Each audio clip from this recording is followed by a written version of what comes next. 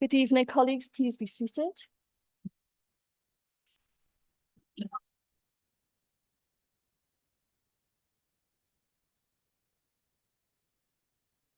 Well, good evening, colleagues. Welcome to the meeting of the Borough Council. This meeting is being recorded and live streamed. Welcome to those members of the public in the public gallery and those watching from home. If any members of the public or press would like to record proceedings themselves, please do so from the public gallery. The first item of business is declarations of interest. Does any member wish to make a declaration before we move on to the next item of business? Councillor? Hi, Councillor. Mayor, I'm the chairman of the Friends of Temple Park. Thank you. Colleagues are reminded. Oh, sorry, Councillor. Thank you, Madam Mayor. I'd like to declare an interest on item 6 as on vice chair standards. Thank you. Thank you. Madam Mayor. Councillor Robertson? Like to declare an interest in item 6 because I represented Councillor Roberts at the standards here.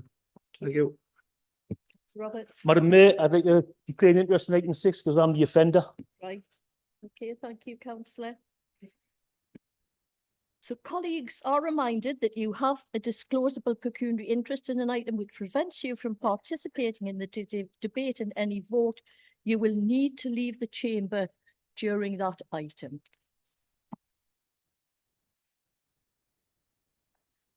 The next item of business is the minutes of the council held on the 14th of May 2024. Are they accepted as a correct record? Thank you. Councillor Robertson? Thank you, Madam Mayor. In the minutes, it says the question from Councillor Robertson. I had asked the question, it's the second meeting that I've asked it at. How many people has the council made bankrupt over the last 2 years for council tax arrears or rent arrears? And the response that they've given us in the minutes, Councillor Robertson requested that further detail regarding instances of those who've been made bankrupt due to council tax debt, provided further to the written response, including Annex 1 of the minutes, 14th of March 24. The response from the council is, at the present time, South Tyneside Council do not instigate bankruptcy proceedings due to council tax arrears. Whilst this is an option available to us, we have not identified any suitable cases in recent years. That is just a totally cryptic response to what I'm asking. I'm asking, in the last 2 years, loud and clear, the third council meeting I've done this, how many people have we made bankrupt for council tax arrears or rent arrears?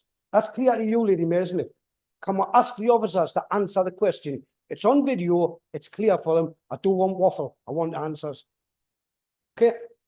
Right, Thank you very much. Councillor Robertson. Can we now take any apologies, please? Councillor Kennedy?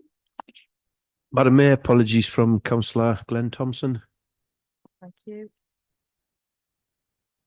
Hi, apologies from Councillor McKeown, Councillor Guy, Councillor Stonehouse and Councillor Taylor. Thank you. Thanks, Madam Mayor. Apologies for Councillor J. Potts. Any further apologies? Thank you, colleagues. We now move on to Mayor's communications. Apologies, Madam Mayor. Apologies for Councillor Adam Ellison.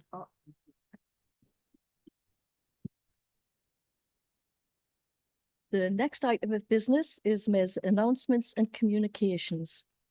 I'd firstly like to welcome Councillor Joan Hamilton to the council following the Primrose by-election at the end of June. Joan, welcome to your first meeting.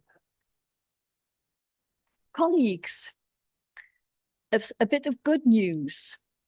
The Royal Institute of Chartered Surveyors Awards showcase the most inspirational initiatives and developments in land real estate, construction and infrastructure. They recognise outstanding achievement, teamwork and companies. The RICS North East Regional Awards took place on Monday, the 3rd of June, and South Tyneside Council were successful in the category of Best Public Sector Project for the Viking Energy Network Jarrow. This regional success automatically enters us into the RICS National Awards, which are due to take place on the 4th of October.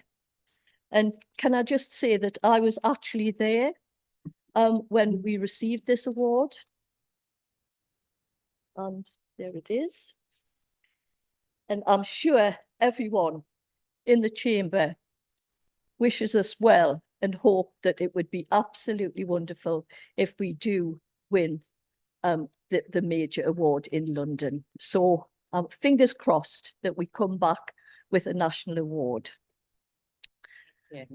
Can I inform our visitors in the public gallery that we have upgraded the speakers? So it will be much better for you to hear. And they've also upgraded the loop system so that people with hearing aids like myself, who really did struggle at the last council meeting, it's much easier. So if you have your hearing aids, you can switch it on and you're able to hear properly. And I hope it's better for our visitors in the public gallery. So what difference will it be for the people at home on YouTube? Because that's a nightmare every meeting. I'm not a technician, Councillor Robertson, but I'm hoping that with the total upgrade that it is better for people, and I'm sure we'll find out. I'm sure So that there's a people, nightmare every meeting. yes. And if not, I'm sure we'll continue to try and upgrade so that people at home can hear properly too. Colleagues, can I just remember all colleagues in the chamber that if you wish to speak on a motion or one of the reports, you are only able to speak once. So please get everything that you want to say when you speak, because I cannot allow you to get up and speak twice unless you are moving an amendment or a motion. So please get everything out at once, and because I cannot allow you to stand up yet again. Can I speak on that, Madam Mayor? Yes, Councillor Robertson. All the groaning over there, you know, the ones that just want to get home for Coronation Street because they get their allowance and they're not interested in the meetings. You know, the little noises that they're making. They don't want to represent the people that voted them in. That point that you've just made there about getting on your feet. Yes. Yeah. I want to speak in detail about item 6, Councillor Roberts. And I know we cannot discuss what the Standards Committee did or didn't do, right? But I've got a point of order. You pass that over to the Mayor, please, Joe. Right. Madam Mayor, before we go any further, can you explain to me and Councillor Roberts, right, what the monitoring officer's role is exactly during these meetings? Because I'm trying to talk to you, and what I do want to see is the talking. Can you tell us what the monitoring officer's role is, please? Yourself, Mayor. You've been the Mayor twice, so if I can get an That explanation. was a of long you. time ago, Councillor I Robertson, know. and things have changed. Yeah. So I will ask Nicola to explain that. Nicola, can you explain the rule? I feel a little aggrieved, Councillor Robertson, having to explain my role Well, to it's you, not but really- for clarity, Right. my role here as the monitoring officer is to ensure that the meeting is conducted in line with the council procedure rules. And therefore I'm here to advise the mayor, and I know you consider it maybe to be whispering, but it's But to just it's- try and make sure that we're at the right part of the agenda. We've covered what we need to cover, nothing more sinister. Yes. There's nobody insinuating it was sinister. What I'm saying is it's hard enough for a nervous person, because I am shy, right? It's hard enough talking to the mayor without seeing an arm moving and a whisper and what happened. That is hard enough, Nicola, right? I only want to know, can I talk to you, Madam Mayor, right? Yes. So what you've just said there a minute ago about when you get on your feet. Yes. I'd want to get up for item 6 and then all of a sudden, right, Councillor Robertson, sit down. So what I'd like to do now is, I'd like to do a point of order, please, if you don't mind. Right, it's fine. in advance of what's happening. Yes. What hasn't been done. What hasn't been, Right, which, so- what's your point of order, councillor? I'm doing a point of order. There's people in the public gallery and there's people watching on YouTube, right, who don't know what the hell we're talking about. Hasn't been followed. Right, Are you the mayor or are you the mayor? no. Madam Mayor, can I just ask if we can possibly move progress? I think it's been quite clearly Yes. made by the monitoring officer what her role is within the And council I'm trying chamber. to liaise. Yeah, just councillor Robertson, I think when you're the mayor, when you're trying to conduct a meeting, there is times within the council chamber that the mayor does actually need Yes. a little bit of Understand that. advice with regard to the Understand that. constitution. Not councillor every Robertson. 2 minutes, so. No, it's just when the need is there. Now, I'm sure you've already realised that the mayor does have a little bit of a hearing issue. No So problem, yes. sometimes that is a little bit of That's of no an issue problem. with regard to that, Yeah. councillor Robertson, but I just think we need to move progress. And I think if you've got that point of order, what point is it so that we can move on? Like I've just said, for the people in the public gallery and the people watching on YouTube, they're not all experienced councillors and know the constitution. A councillor may raise a point of order anytime. A point of order is a query as to whether a correct procedure is being followed. A point of order must relate to a rule or statutory provision. The member must immediately specify how that rule or provision has been infringed. The mayor will hear them immediately. A point of order may only relate to an alleged breach of these council procedure rules or the law. The councillor must indicate the rule of law and the way in which he or she considers it's been broken, right? Don't pass that over, please. Wait a minute.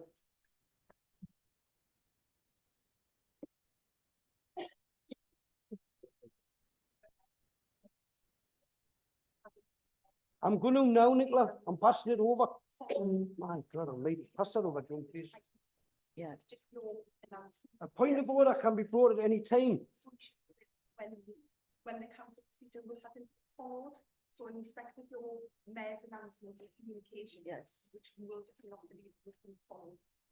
Yes, We both just understood, but did you pass that over, John? Yes. May I help you? I've done that, right? I've stapled it together, so you're seeing Right. what I'm talking about, right? So the rule that we're talking about and why I've done a point of order, you'll see it's page 121 of the Constitution there on the page number 2. If you turn the staple over. Now the rule, i.e. Constitution, decision making by council bodies acting as tribunals, which is what we're going to do tonight, right? Because I cannot talk too much later, this is a point of order. Yeah. The council, a committee or a councillor or an officer acting as a tribunal in a quasi-judicial manner or determine or considering other than for the purposes of giving advice, the civil rights and obligations of any person will follow a proper procedure which accords with the requirements of natural justice and the right to a fair trial contained in Article 6 of the European Human Rights Act, right? Now, the next page, if you'll have a look, yes, but, Madam Mayor, but I'm councillor pointing out the Robertson, point of order. what is your point of order when I'm just on to mayor's communications? We're not even up to item 6 yet. But you had finished the mayor's communications. If you haven't, I'll sit down and start when you're finished. It's still item 4, yes. A point of order can be done any time. And if I leave it at item 6, I'll be told to sit down after a couple of minutes.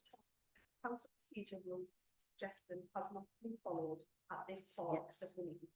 It's not, the Constitution says a point of order can be done any time, Nicola. I don't need to reword the words that's there. Yes, but it has to be relevant, councillor Robertson.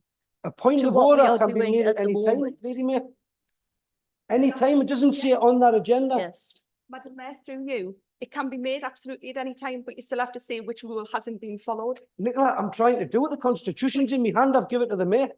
But you're kind of trying to guess ahead of 6 what rule hasn't been followed when we haven't got there yet. If it's what I would say is you cannot really try and use this time to get more Yes. time for item 6. Well, no, what yous kind of do, and which yous will do tonight, when it gets to item 6, you'll say, right, Mr. There, Councillor Robertson, you've had your couple of minutes to sit down.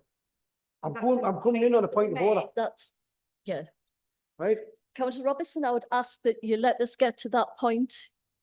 And council, would you like to sit down, please? And councillor Carter would like to, as lead member, would like to explain. Thank you, Madam Mayor. I think that the point of order can only be made at the actual item that we're at. And I think Councillor Robertson has gone through the rules quite eloquently, but I would move progress, please. Thank you. We're I moving will progress. sit down, councillor can I just one Robertson. comment to that? We're moving progress. Just one comment, please. No, Councillor Robson, we're moving progress.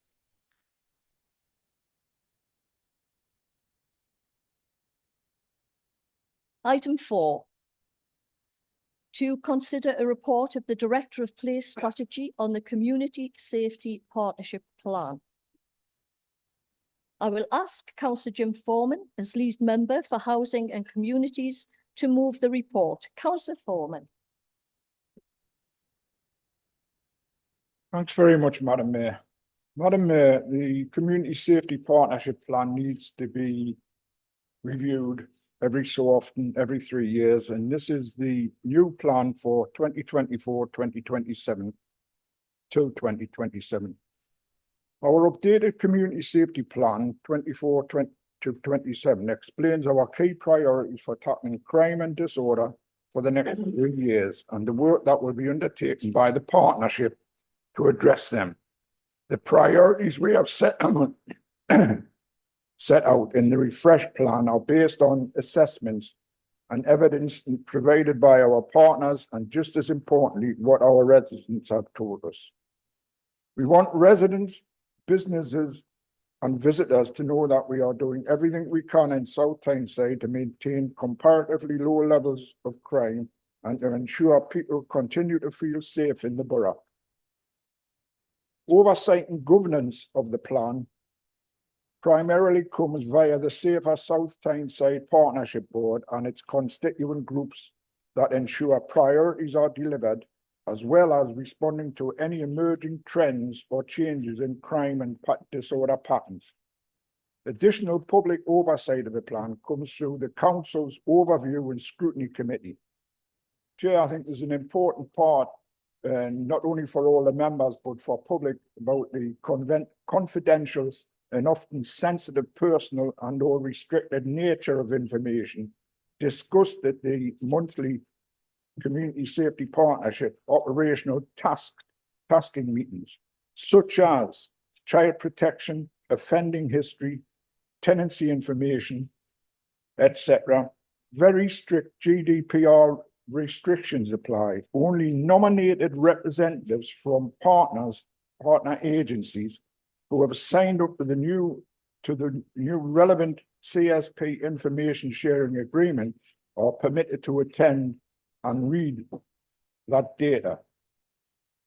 Cross-border partnerships with neighbouring authorities and partners help us to do our job better, joining up resources and funding where appropriate to tackle our common issues that do not stop or start at our boundaries is an essential part of the work of the Safer South Tyneside Partnership.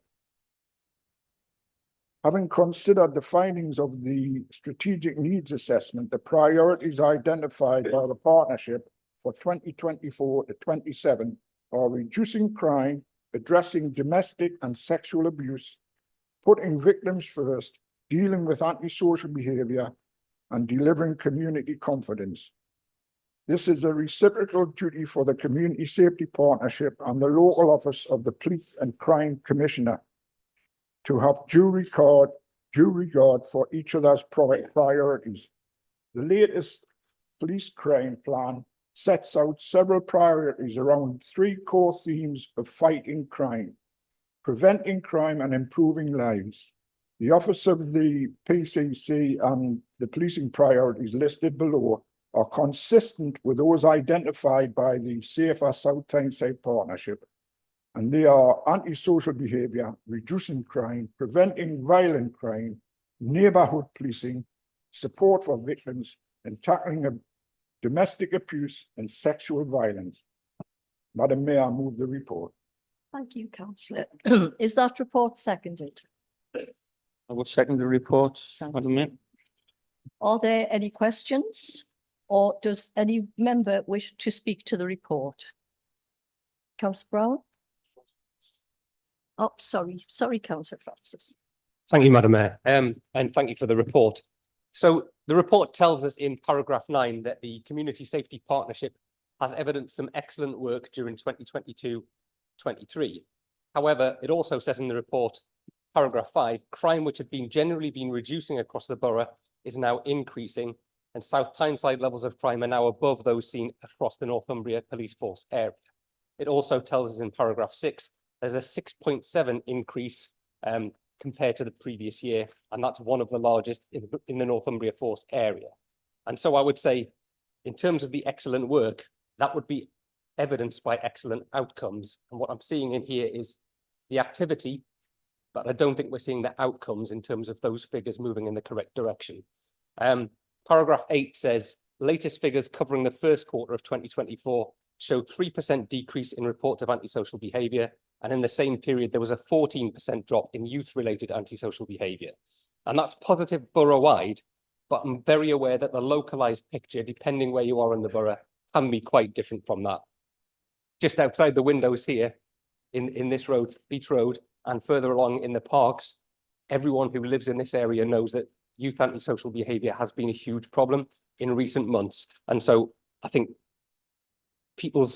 real people's lived experience maybe tells a different story from what we're seeing in the report.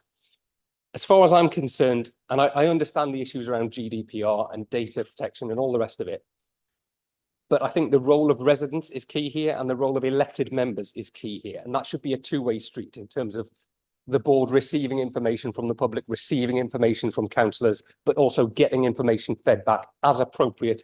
Maybe not the levels of detail that you're talking about as protected by GDPR, but there's somewhere in the middle that I think we're not quite getting at the moment.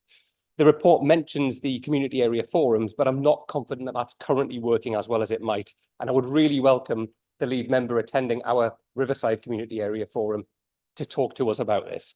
But going back to my previous comments, the information that comes to the CAF meetings should focus not just on activity, but what the outcomes are. And if we're not getting the outcomes, we need to consider modifying our approach.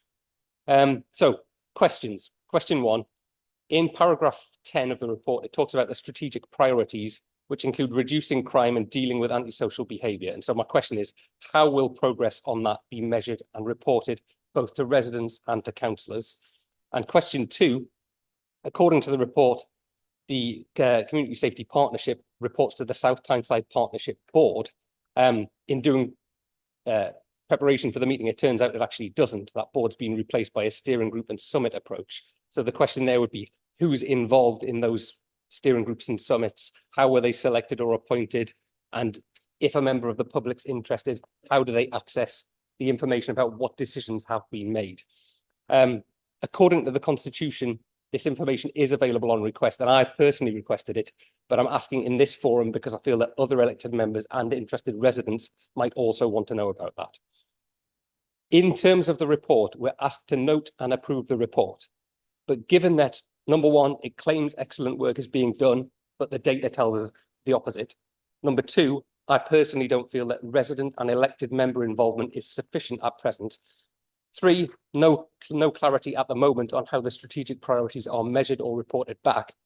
And 4th, the report says the partnership refers to a board which no longer exists. I don't feel this report is adequate in its current form. I would like to propose that it's referred back for changes to be made along those lines before I personally would feel confident to approve it. Thank you, Councillor. Councillor Brown? Thank you, Madam Mayor. Councillor Francis has eloquently preempted what I was going to say. I don't think I could have said it as good as himself. But with regards to the 6.7% increase in one of the largest areas within the force, so very succinctly, I'll come to point 18, which talks about risk. And it says the key risk is the potential impact on the safety of our communities from funding reductions. The partnership works collectively to minimise the impact on our communities. That's all well and good. But am I right in believing that our local police station closes at 5 o'clock on an evening now? Is it? Is that the case? Because if it is, in justifying public confidence and in terms of people reporting crime, then that is of concern. And I say that as calmly and as dispassionately as any man can say in here tonight, having had a family member be on the receiving end of savage violence 3 weeks ago. Thank you, Madam Mayor. Thank you, Councillor. Councillor Curtis? Thank you, Madam Mayor. Thank you to everyone who worked on the report. I really appreciated the mention of collaboration with specialist services, specifically deal with things like mental health, unemployment, things like that. I think it's really important that the issues that create the conditions that allow things like domestic violence and antisocial behaviour to thrive are addressed. And what I would like to see more in the report is looking at things like poverty and the council's approach to poverty. I know there's like that's dealt with elsewhere, but I think having it integrated within one report so that we can kind of see that the policies that the council are putting forward are actually work through the lens of addressing antisocial behaviour, domestic violence. I think that's really important to have it synthesised. Yeah, thank you. Thank you. Councillor Davies. Thank you, Madam Mayor, and thank you for the report. I'd like to highlight the work done by my ward colleague, Councillor Milne, through this report period in addressing motorcycle crime across the ward, and also thank all the residents of the whole borough that reported crime, because the statistics in this report are a result of your actions, and the decisions we are able to make are because you have reported crime, and we need to keep doing that. 101 999 and the text service. We need to keep promoting that so people are seeing the police response based on the reported crime. And lastly, sorry.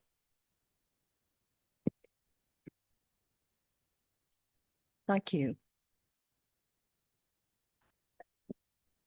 Thank you, Madam Mayor, and thank you for that report. Just a short point, and it refers to something that Councillor Brown said about the key to the biggest impact on this being carried out in practice is likely to be funding reductions. I'm very much aware of how successful the new Business and Community Responses Service has been since it was implemented. And I'm also aware that the funding for that does come to an end in less than a year's time. In order to keep the excellent staff we have playing those roles, I would be interested to have some sort of confirmation that that funding will in some way carry on. Thank you. Thank you, Councillor. Councillor Brennan. Thank you, Madam Mayor, and thank you for the report. Reading through this report, I can see it's a step in the right direction and is a start at addressing the needs of the shortfall in services this council has provided. For the past 3 years, and through several motions, the opposition in this chamber have tried to bring back community wardens, and this was voted down by members sitting opposite every time. So I'm pleased to see community wardens / responders teams being brought back and mentioned as part of this report. I believe the council is operating 2 responder teams in a firefighting capacity, locating them to the hotspots and problem areas. The initial reports I have heard are good, and I believe members of these teams have helped save at least one person's life on one occasion. So a big well done to the teams from me. The employment of a dedicated antisocial behaviour officer is also a step in the right direction. However, whilst I believe these moves are positive, they don't go far enough in addressing the borough's needs. I would like to see a firm commitment in keeping and building on these teams and assets from the Labour group, and regular updates, if not here in full council, and through the CAF system from the lead member on the good work that they're doing. Thank you, Madam Mayor. Thank you, Councillor Brennan. Councillor Smith. Thanks, Madam Mayor. I'd just like to praise the work of the community response team in Hebburn Town Centre. They're really dedicated people and they've done a lot of good work to tackle antisocial behaviour in the town centre. Hebburn CAF councillors work closely with the team, the police and local businesses to identify hotspots and work to tackle the areas. So I think it's a success story that needs to be highlighted. Thank you. Yes, thank you, Madam Mayor. Just a couple of things, obviously following on from colleagues, making a couple of questions there with regard to the steering group in particular, and who actually sits on that steering group. The steering group is held on a regular basis, and it's with senior partners. The people who actually attend those meetings are the likes of the police, the health, Job Centre Plus, the local authority, the voluntary sector, and it's held at a very high level. I'm quite happy to share some information with Councillor Francis with regard to those steering groups and how the decisions are made with regard to summits. With regard to the question of, again, a colleague with regard to summit, poverty, you will probably be aware of the poverty summits that we've held in the borough, which have been highly successful and recognised, with a number of organisations actually attending those summits. And again, we can get that information to you as to how and when that was actually delivered. And we've got another one coming up again in October with regard to child poverty. So poverty is something that is very much high on the agenda of us in South Tyneside. And I would like to again thank colleagues about the recognition of the work that the community responders do. They don't just obviously work in certain parts of the borough, they work across the borough. And we recognise them as elected members, but I've personally had some feedback from members of the community of the amazing work that they actually do, Madam Mayor. Thank you, Councillor Dixon. Councillor Roberts. Thank you, Madam Mayor. After reading this report, I find bits of it bizarre, to be honest with you, especially where the police are concerned. You know, we've got people in here that are on the police board, and what the police are doing is absolutely nothing. They're not showing up for a lot of crime now, and I think this council should be doing something about the police. We've said this for quite a while now. We've in 5 years of being here, we've had the police crime, not the police crime commissioner, the top policeman up there once. Now, I do believe that this borough are giving the police somewhere in the region of £6 million a year for that funds, and nothing's been done. I could be wrong with the figure, but that's what I've been told. We've also got the lead member, Councillor Foreman, there on the board of the police, and also Joyce Welsh on the board of the police. In 5 years, I've never heard Councillor Welsh speak once about being on the board. That means she's getting £5,000 a year to be in that board and getting nothing. Councillor Foreman is in the Cabinet Committee, and this is part of his portfolio. And it was only a couple of months ago, he stood up and said, me and my colleague don't get paid. So I read his report, and after him saying that, when him and his colleague are both getting paid, does he actually know what he's talking about? Thank you, Madam Mayor. Councillor Roberts. Yeah, thank you very much, Madam Mayor. You've actually took the words out of my mouth, Councillor Roberts, with regard to the PCC and the Chief Constable. It is planned that they will actually be coming to a future council meeting. And I am actually meeting the new PCC next week just to have a conversation about what we're doing in South Tyneside. And just touching upon there with regard to the remuneration that you just touched upon, elected members only get one remuneration, even if they hold more than one position, just for clarity. I'm saying she gets £5,000 in 5 years, not once. Not once did she come here and spoke anything. So what's the point of having somebody in there that's not going to tackle the piece and ask them what they're doing? Thank you, Councillor Roberts. Councillor Foreman. Thanks very much, Madam Mayor. Madam Mayor, there's been a lot of discussion about this issue in this report. One of the things that I would like to bring to the attention is paragraph 11, where it says, the actions planned to support these strategic priorities are owned by partner agencies and multi-agency groups managed through the Community Safety Partnership Board, Safer Neighbourhood Team, and the CSP tasking meeting structures. When it says that, that means that we are dependent on the data that they provide us. So when we receive that data, it is always in the public arena through the CSP reports and so forth and so on. So I'm not here standing defending the police and the Police and Crime Commissioner, but they are responsible for the data that needs to be provided. But if any member has any specific questions about specific crimes or specific issues, they can certainly get in touch with me anytime they want, and I will make sure they get a reply. And the other thing about the responders do brilliant work, but they are grant funded. And once again, we used to be at the whim of the Conservative government before.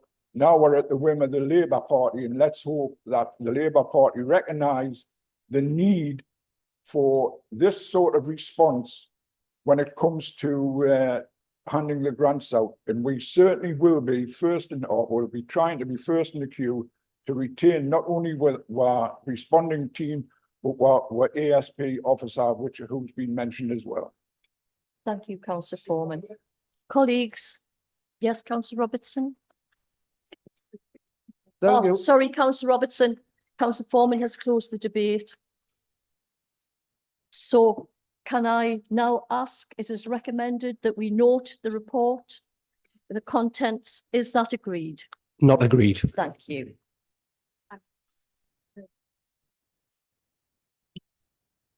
Yes, we also need to approve the community safety plan for 2024-27. Is that agreed? Not agreed. Not agreed. Thank you.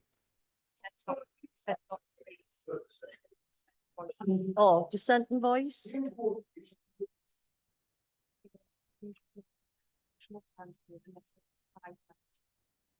Is there 5 members who wish to have a name vote? There is. We will now have a name vote. Thank you, Madam Mayor. Elected members, I'll read each of your names out in turn alphabetically, and you'll just have to say whether you are for, against, or abstaining on the vote as clearly as you can. Thank you. Councillor Barclay. Agree. Councillor Brennan. Against. Councillor Brown. Against. Councillor Carter. For. Councillor Clare. For. Councillor Coombs. Against. Councillor Curtis. Against. Councillor Davies. Against. Councillor Dawes. For. Councillor P. Dean. Councillor S. Dean. Councillor Dixon. For. Councillor Fogan. Councillor Ford. Against. Councillor Foreman.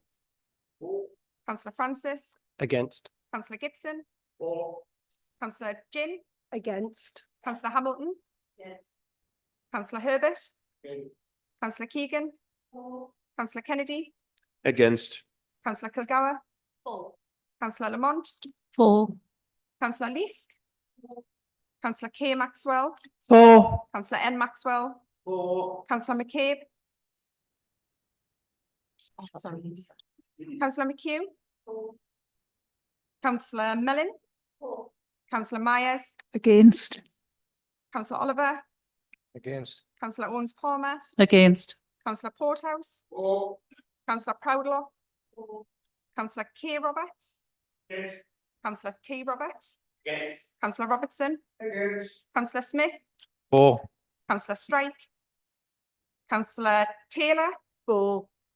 Councillor Welsh. Councillor Trainer. Councillor Wood. Against. Councillor Yeh.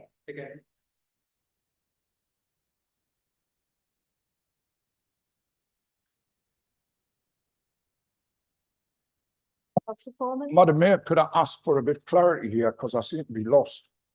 Are we saying that the opposition are against having a community safety plan? So they don't want the communities to be safe, and they don't want any partnership where they're against the plan and against the community safety and against any budget that comes in here from the Police and Crime Commissioner and so forth and so on. Point of information, please. Absolutely not. What we're saying is it's not fit for purpose in its current form. We need to go away, bring it back, and with maybe some of the adjustments that I have suggested made, and then I would feel confident to support it. Thank you. We have the result for and agreeing the community safety plan is 24, against is 20. So it is agreed. Thank you. No, it was just the report and the community safety plan. Right, we now move on to item 5. The next item of business is to consider a report of the Head of Community Operations on the Good Neighbourhood Management Policy. I will ask Councillor Jim Foreman as lead member for Housing and Communities to move the report. Councillor Foreman. Thanks very much, Madam Mayor. Thank you. This policy was initially developed following the publication of the Housing Ombudsman's Spotlight on Noise report. This policy has been designed with customers to identify, respond to, and effectively manage reports of non-statutory noise within customers' homes. There is a cost, both human and financial, of dealing with reports on noise. It is recognised that noise issues are not always antisocial behaviour and sometimes need to be managed differently. Statutory noise is a noise coming from a property on a frequent basis for an unreasonable amount of time, which substantially interferes in the use or enjoyment of a person's home, for example. Examples of non-statutory noise are do-it-yourself being carried out over a short period of time, noise from items being accidentally dropped or on uncarpeted floorboards, washing machine running at night, which is more common given the energy crisis. The policy provides clear guidance on roles and responsibilities for customers and the council to ensure we are compliant with legislative and regulatory requirements, ensuring residents are treated in a fair, respectful, empathetic, and consistent way. However, we must recognise that residents may experience some financial challenges in relation to non-statutory noise issues. We will make referrals to our welfare support team to provide advice, support and assistance where there is poverty, debt or welfare concerns. We have many different scenarios that need to be mediated and controlled in an effective way, and this policy provides clear guidelines for residents and council officers. We must ensure a robust approach with complaints of noise. Any customer not satisfied with our approach in assessing and managing their report of non-statutory noise can make a formal complaint. If the customer is dissatisfied with actions and decisions made under this policy, it will be dealt with under our customer complaints policy. Madam Mayor, I move the report. Thank you, councillor. Is that seconded? Seconded, Madam Mayor. Thank you. Are there any questions or does any member wish to speak to the report? Councillor Robertson? Thank you, Madam Mayor. Your good neighbourhood management policy is not worth the paper it's written on, the same as your antisocial behaviour policy, right? It's same as what ASB emails, right? It's just not fit for purpose. In reality, there's good streets and neighbourhoods getting ruined throughout South Tyneside, and the perpetrators get looked after, and the victims are just ostracised and ignored, right?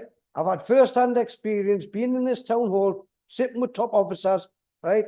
It's just not happening. Provide all the nice reports and policies you want, but on the cold face, there's people living devastating lives out there, and you are not protecting them, you are not interested in them. Policies, rubbish, absolute rubbish. Thank you, councillor Robertson. Thank you, Madam Mayor, and thank you for the report. It's great to see a formalisation of what we do in these circumstances. And apologies about the weird height. This desk is really short for me. I just wanted to ask a quick question because it came into the most recent Housing and Environment Committee, this policy, and one of the suggestions from that committee was about the evidence that's collected under this policy and making sure it's an equivalent standard should a statutory complaint arise from it, so we're not repeating time and people aren't putting up with this for any longer than they need to. I was just surprised not to see that included in the updated report. I just want to know if that was considered following the committee's hearing and why it's not here today. Thank you. Thank you, councillor. Councillor Brown? Thank you, Madam Mayor. Just very briefly, in looking at the report, it says the recommendation is to ask for the approval of good neighbourhood management policy. I can't let it go. I have to draw reference to the good-natured people of the coastal strip, Horsey Hill, and their long-standing acceptance of the joyous event of the Great North Run when the village is set up and when the village is taken down. But with regards to the plan that is on the table now and the remedial work going on with lighting and road works on the coast road, and we're not finished yet, the people of Horsey Hill in that area have put up with noise at this time of the year because of the North Run, but are now going to have a period into August where other remedial work will go ahead for a scheme that went initially and took off without consultation. Thank you. Thank you, councillor.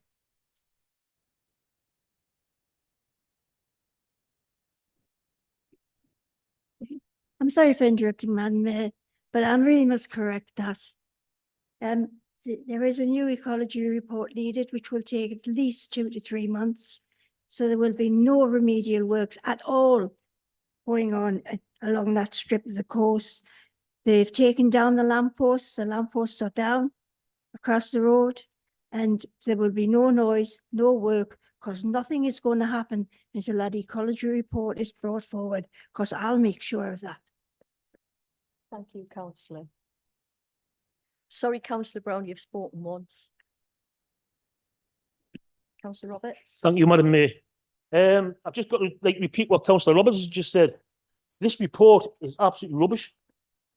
If you think this is a good report, you're living in a cuckoo land, mate. There's people in this borough, you can sit and smile on it, but you want to get yourself out there and see what this council is doing to some good residents. I've got one of my streets who's lived there for over 40 years. Lovely woman, looked after her house, looked after her garden. For the last 10 years, she's had nothing but rubbish put next door to her.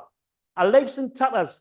This lass has got serious problems, and this council have done nothing, absolutely nothing to help her out. And as for the anti-social behaviour team, it's not even worth being here because they do absolutely nothing for the residents. It's about time you open your eyes and see what's going out there, because it's an absolute disgrace. Thank you. Thank you, councillor Roberts.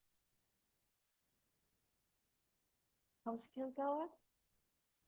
Thanks, Madam Mayor. I think we need to celebrate the successes while acknowledging that nothing is perfect, and there's an awful long way to go, and there will always be people who are detrimentally affected by poor and antisocial behaviour. And unfortunately, the kind of language that is used in this chamber, or has just been used, is that very kind of language that causes antisocial behaviour, which is utterly shameful. But what I will, Roberts, please. What I would, Robertson, please. What I would say, Madam Mayor, Please is let that councillor Kilgour finish. if the councillors of the Primrose Ward would acknowledge that there was a no-go area in Primrose fairly recently, and the officers who dealt with that in amongst this particular policy and the antisocial behaviour team actually ended that really successfully. There were 3 properties involved, one of which was private. It went on an awful long time, and those members of the public, those residents, are nothing but grateful for the work that those teams have done, because if anything, they've claimed that the works of the council team are what actually brought it to an end, and they are at peace now, and that is as a result of that community partnership working. Thank you. Point of information, Madam Mayor. Councillor Roberts, you've already spoken. Yes, but just to come back to what Councillor Kilgour has just said about the Primrose Ward, that trouble was taken from the Scotch estate and put on the Primrose Ward. So they knew what they were doing, taking trouble and just doing it somewhere else instead of acting on it and doing something about it and not doing it straight away. So she hasn't got a clue what she's talking about. Councillor Kennedy. Thank you, Madam Mayor. I'll just like to object to the last comments made by my colleague across the chamber. The residents of Primrose had a lot of time and effort devoted to them by the ward councillors, and this is basically just another way of this councillor trying to gain influence in our ward going forwards, of which hasn't gone unnoted and was probably the reason why a lot of disturbance was caused in the latest CAF. And I think it's about time it stopped, because we are sick to death of colleagues from other wards sticking their nose in our business where they have no business to make it. Thank you, Madam Mayor. Thank you, Councillor Kennedy. Point of information, Madam Mayor. Point of information, please. Point of information. It can only be on what councillor Kennedy's just said. It's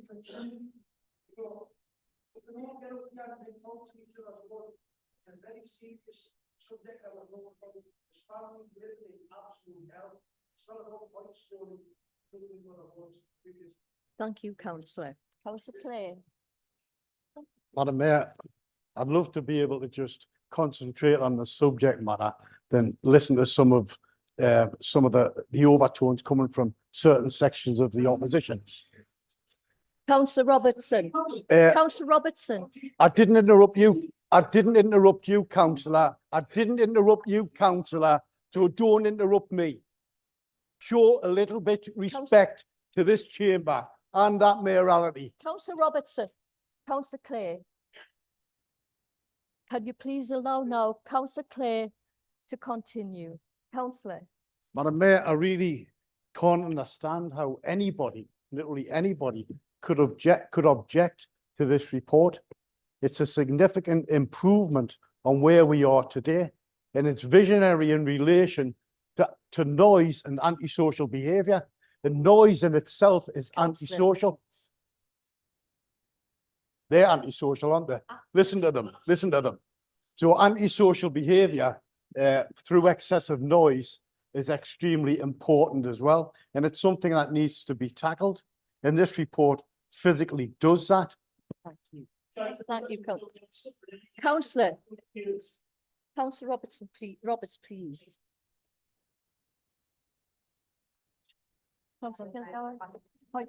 Thanks, Madam Mayor. It's a point of information. I think when matters of the kind that I described on a ward in which I live, I think are absolutely pertinent, and I will mention them. And had it have been in any other ward, I would have mentioned it, because what I was doing was celebrating the success of a team that have devoted hours and hours and hours with those residents, having personally spoken to the residents and having personally been contacted by them. I can give you a first-hand reflection on that. It has nothing to do with interfering in any other person's ward. I'm not interested in the work that the other members carry out, as long as the residents are cared for. Thank you. Point of information, Madam Mayor. Councillor Kennedy. Yep, just on what my colleague across the way has just said there. I think there's a difference between being a resident in a ward and having input in that ward in the local area where you live. Now, it's a very large ward. Councillor Kilgour lives at one end of it, right on the very edge of it. And this took place, these incidents took place at least nearly 2 miles away on the other side of the borough. And whilst I would agree with her that if she has a resident issue in her area, that is fair enough for her to bring it to this chamber. But when it was so far away, she needs to keep her nose out. Thank you, Madam Mayor. Thank you, Councillor. Point of information, Councillor Kilgour. Thank you, Madam Mayor. I don't wish to prolong this any longer than is absolutely necessary. But what I will say to counter my colleague there by way of correction is that admittedly, the petition that we're going to be hearing about later on, that I have the privilege of presenting, is to do with the Felgate Greenbelt, a meeting of which Councillor Kennedy attended. So I'd be very grateful if he would use that same language. But actually, I didn't ask him to keep, I didn't, Madam Mayor, I didn't ask him to keep his neb out. Madam Mayor, I didn't ask. The point of information was to relate to what Councillor Kennedy It absolutely did relate, because Madam Mayor, what I want to say is that I didn't have an, please. I didn't have an Can I issue. respond? I haven't finished. Right. Councillor Roberts, please. Councillor Kilgour, thank you. Okay. Madam Mayor, Can I I've just not make finished. one last point of information, please, Madam Mayor? Yes. All I would say is that the green belt doesn't just affect Belgate, it affects the whole of the Jarrow area due to the flooding and everything else that goes on. So I think I've got more than enough right this to. does not relate to what we are. Thank you, Madam Mayor. discussing. Thank you. We will now move progress. Colleagues, council is recommended to approve the good neighbourhood management policy. Is that agreed? Agreed. Thank you. Dissenting voice. Name vote, please. Have you got 5 members? Thank you. Thank you, Madam Mayor. Elected members, I'll read each of your names alphabetically and would ask if you can indicate clearly whether you are for, against or abstaining on the vote. Councillor Barclay? For. Councillor Brennan? Against. Councillor Brown? Against. Councillor Carter? For. Councillor Clare? For. Councillor Coombs? Against. Councillor Curtis? For. Councillor Davies? For. Councillor Dawes? For. Councillor Paydean? For. Councillor Esteen? For. Councillor Dixon? For. Councillor Foggan? Councillor Ford? For. Councillor Foreman? Councillor Francis? For. Councillor Gibson? Councillor Ginn? For. Councillor Hamilton? Councillor Herbert? Councillor Keegan? Councillor Kennedy. Councillor Kilgour. Councillor Lamont. Four. Councillor Leask. Councillor K Maxwell. Four. N Maxwell. Councillor McHugh. Councillor Melling. Councillor Mayers. Myers. Sorry, Myers. Myers. My apologies. Sorry, Councillor Myers. Against. Councillor Oliver.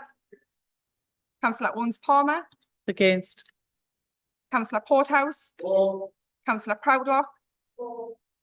Councillor K Roberts. Yes. Councillor T Roberts. Councillor Robertson. Not worth the paper it's written on. Can you say 4 against or abstaining, please? Councillor Smith. Councillor Strike. Councillor J Taylor. Councillor Trainer. Councillor Welsh. Councillor Wood. Yes. Councillor Yeh.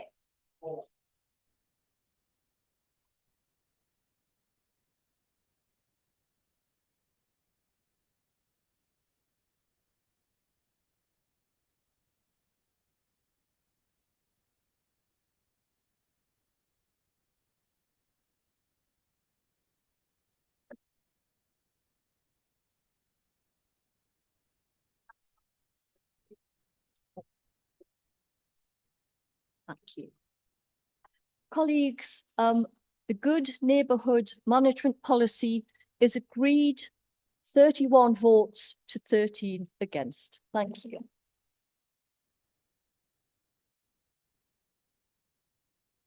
Right, we will now move on. The next item of business is to consider a report of the Deputy Monitoring Officer, Corporate Lead Legal and Governance, which provides an update on the outcome of the investigation into and hearing of complaint C20A, which took place on the 18th of March 2024.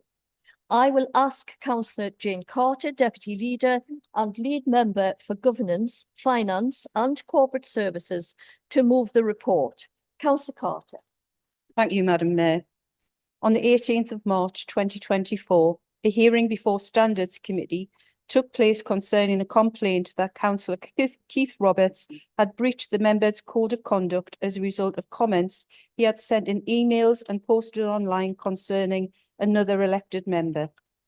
The committee heard evidence from the monitoring officer who had investigated the complaint that it also heard submissions made on behalf of Councillor Keith Roberts by Councillor John Robertson. The findings of the committee are set out in the report and in the decision notice which was issued on the day that the hearing took place. The committee found that Councillor Roberts had breached the members' code in the following ways. 1, that he had failed to treat the complainant with respect. 2, that his behaviour amounted to bullying. 3, that his behaviour brought the council and the office of councillor into disrepute. And 4, that the behaviour breached the Nolan principles of accountability and leadership. Standards Committee unanimously decided to issue a formal censure in respect of the breaches, but went on to decide by a majority of 6 to 1 to do the following. Firstly, to refer this decision to the council for information, and council has been provided with the report in the papers for today's meeting. Secondly, to recommend that council issues a formal censure in respect of the findings it made that Councillor Roberts had breached members' code of conduct. And thirdly, to recommend that council imposes restrictions on Councillor Roberts' access to council facilities by modifying the way emails from him are dealt with by the council as described in the report. If the recommendation is accepted by full council, the committee recommended that the restrictions be in place for a period of 6 months. Colleagues, I move the report and the recommendations set out in paragraphs 47 to 50 inclusive. Thank you, Madam Mayor. Is that seconded? Seconded, Madam Mayor. Thank you, Councillor Kilgour. Are there any questions? Or just a moment, Councillor, I'm speaking. Is it an actual point of order? Which rule is it, please? Well, it's conflicts of interest in the Constitution. I haven't got the paragraph or page number on my head. Do you want us to look for it? Which believe rule, us? which rule has not been followed, councillor? Procedure. Which rule has not Don't been know which followed? number it is, Lady Mayor. You make this feel silly. There's 600 pages. Yes. You can't move a point of order. Let's see which rule hasn't been followed. Yes. Which rule has not been followed, Right. councillor, or you can't. You move a might, you point two of might be able order? to tell me better, right? It's, I'm not talking, sorry, I feel like there councillor should be two Robertson. John Robertsons because there's two mayors. Councillor Robertson. You better believe it. Unless, You better believe it. There's only one Ian Malcolm as well, but he's not here. Is he? No more. No more. Go. Councillor Go ahead. Robertson, please. Go ahead. That's not relevant. Is he not getting his hand slapped? Right, I'll put it down to you and then you can decide. At the Standards Committee, right? At the Standards Committee. Councillor Robertson, this is not what the point of order is. We must move progress, please. I will now We're ask, not are acting- there we're any not acting legally questions? if you don't listen to us. Please sit down. Thank you. Thank Madam- you, Councillor Robertson. Madam Mayor, I must ask, are there any questions or Madam does Mayor. any member wish to speak to them? Madam Mayor, could I raise a point of information because it's really important? Councillor Clare? Madam Mayor, I think it is, for the benefit of some new members, this may be the first time they've actually had to deal with the censure to council. And for the benefit of those in the public gallery, it's important to point out that the Standard Committee is made up of members from all different political parties. And in fact, the Standards Committee has two independents on there, one of whom is chair and who we've relied upon for their expertise and experience. So this isn't something, you know, from this side of the chamber. This isn't one political party against another. This is dealing with the facts, and the facts of the case speak for themselves. Thank you, Mr. Mayor. Thank you, Councillor Clare. You can speak now, Councillor Robertson.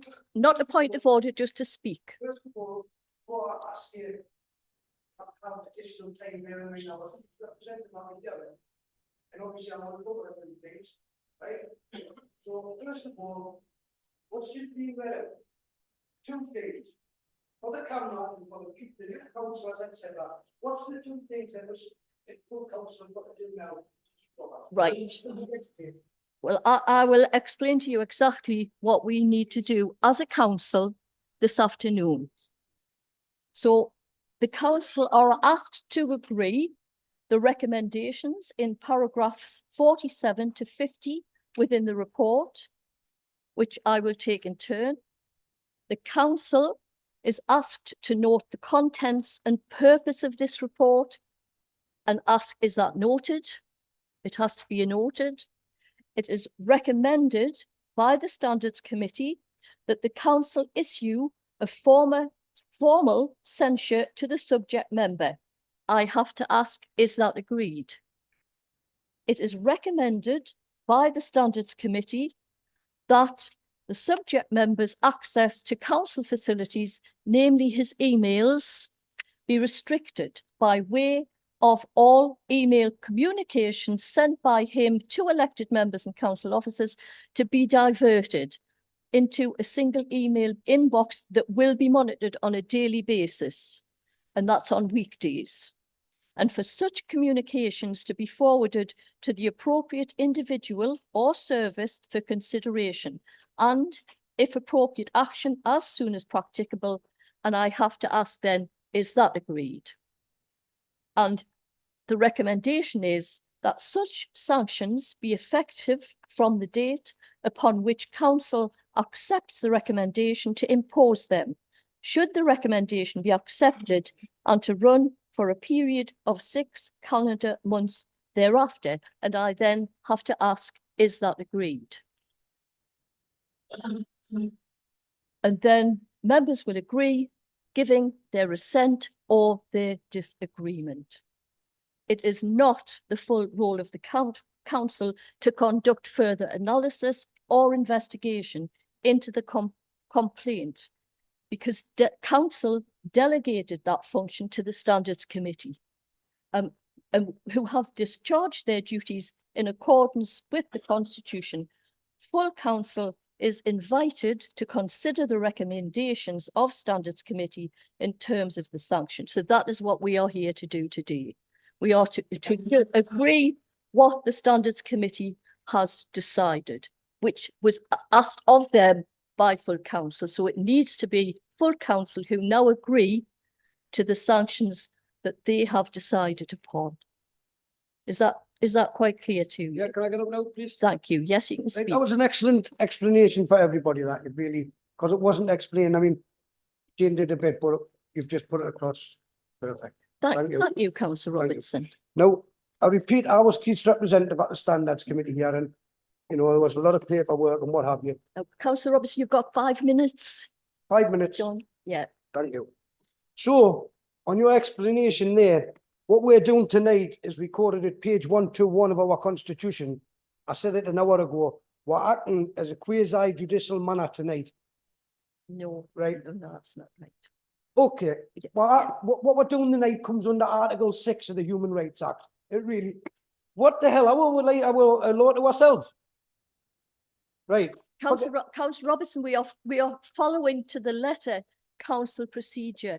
We are following to the letter the council constitution. We are following, all of us, to the letter. Right, you're taking up my 5 minutes, Lady Mayor. Sorry. You know what I mean? I'm sure Fair's fair now, so take 30 seconds off. Yeah. So now, page 122 of our Constitution, the Mountain Officers just said, no way, no how. Page 122, paragraph G, respect for human rights. All decisions must demonstrate that consideration is being given to any human rights implications under the Human Rights Act 1998 and follow the principles of natural justice, right? So what was said no 2 seconds ago, there it is in our Constitution. He has got to have natural justice.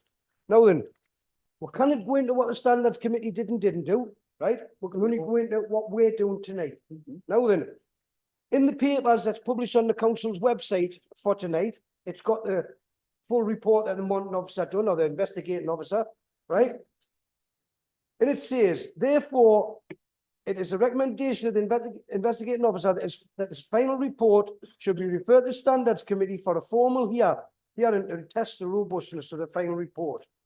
Now, throughout that investigation report, the investigation officer goes into great detail about Article 10 of the Human Rights Act, which is freedom of speech. Now, councillors have got an enhanced freedom of speech. So there's the investigating officer's report. Yeah. Then what you've got is what the investigating officer says in the report, 3 lines. Therefore, the investigating officer does not believe the subject member benefits from the enhanced protection of the freedom of expression afforded under Article 10 of the case in the complaint 28.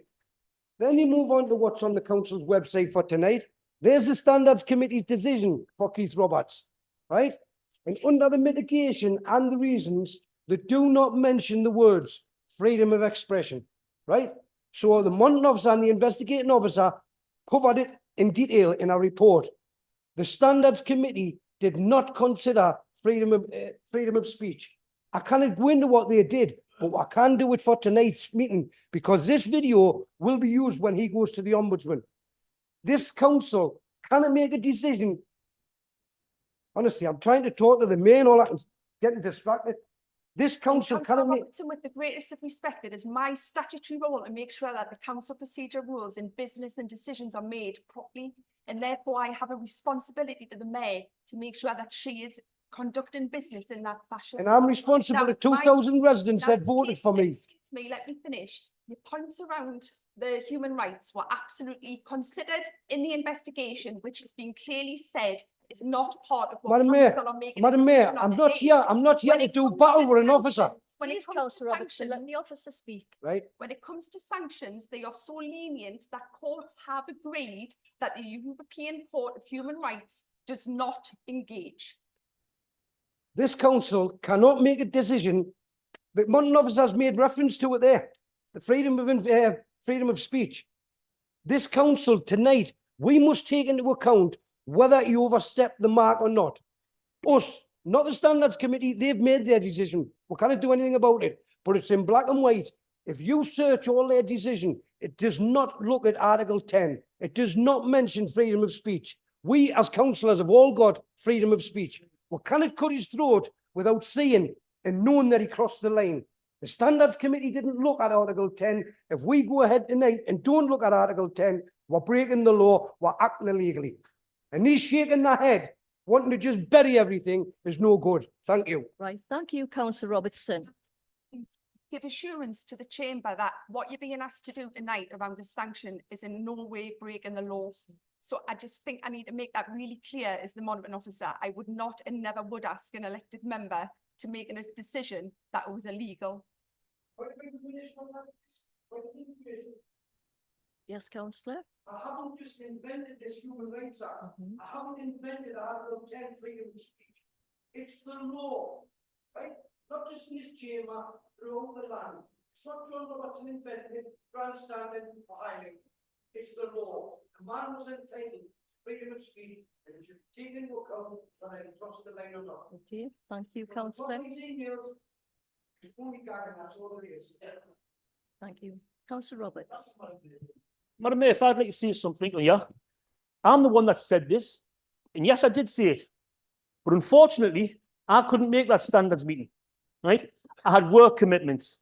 I did ask the monitoring officer, which just goes to prove now the double standards that the monitoring officer has got, for a week's grace. Councillor Robertson. Wait a minute, for a week's grace, well, I was working to get time off work, but Madam Mayor. Ed Moulton's Councillor got a Roberts. 12-month extension, Madam so he Mayor. could do it. So you've Councillor got double Roberts. standards, that's what you've got to Councillor realise. Roberts, please.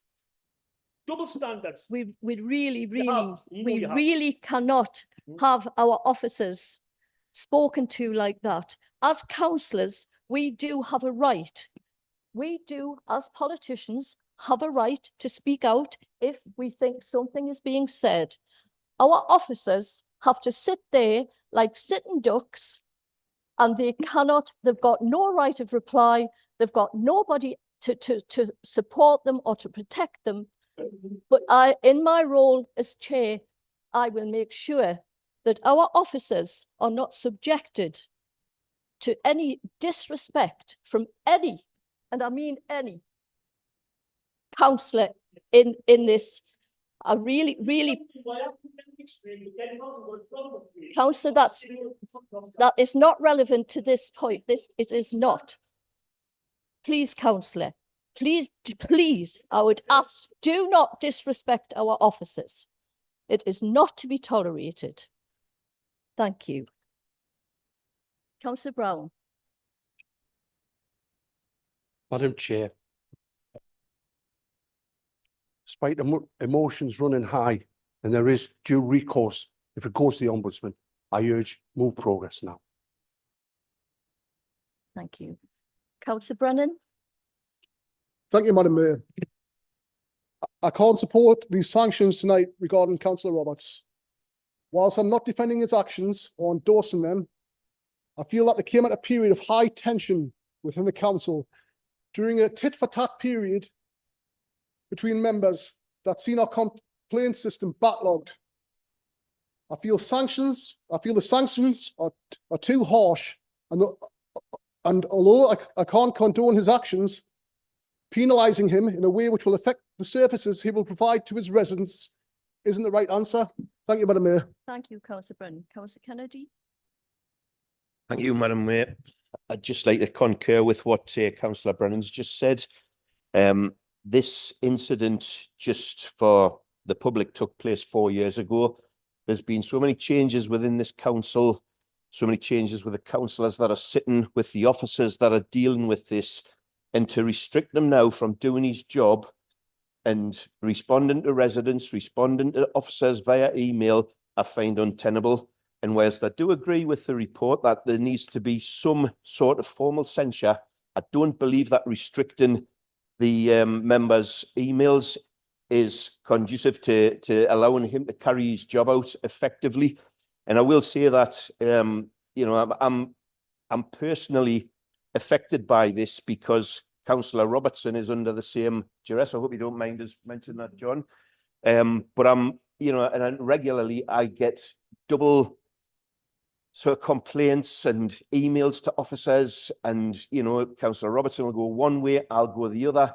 And it's not good for business. We get told not to put pressure on the system, and yet here we have a process that's just going to make that worse. And due to the timescales that have passed, I think it's wholly unreasonable to restrict the emails for 6 months. Thank you, Madam Mayor. Councillor. Yes, clarification. Thank you. Yes. It is not the same. The measures that Councillor Robertson, and now that you've raised them, I feel compelled I have to confirm, are not sanctions made by Standards Committee under the Localism Act. They are. Where's the confidentiality? I felt I had to. I've clarified that they are not the same and they are not sanctions under the Standards Committee. Please. Point of order. Yes, again, Councillor Robertson, you can't just keep saying point of order. You really have to say which rule, and it's from the person who spoke last. So what point of order have you got to Councillor Kennedy? Right, obviously Councillor Kennedy's just going on what he experienced from it and what he does experience. The council procedure. Give the change over and then I'll know who to talk to. Councillor Robertson, please be respectful. Madam Mayor, I don't think any of us in this chamber should tolerate that behaviour. And if I could be led to where that point is in that constitution, but there is a point in the constitution, it's around behaviour, and I'm not tolerating it for any officer, but I'm not tolerating it here. What I will say, Madam Mayor, is that the experts in the room with those kinds of standards committees behind them are actually the speakers tonight. With regards to gagging, we're not gagging, as you've quite rightly heard there, Madam Mayor. And this event, this hearing, cost this local authority in the region of £20,000. Let's remember that, what we could have done for our residents with £20,000.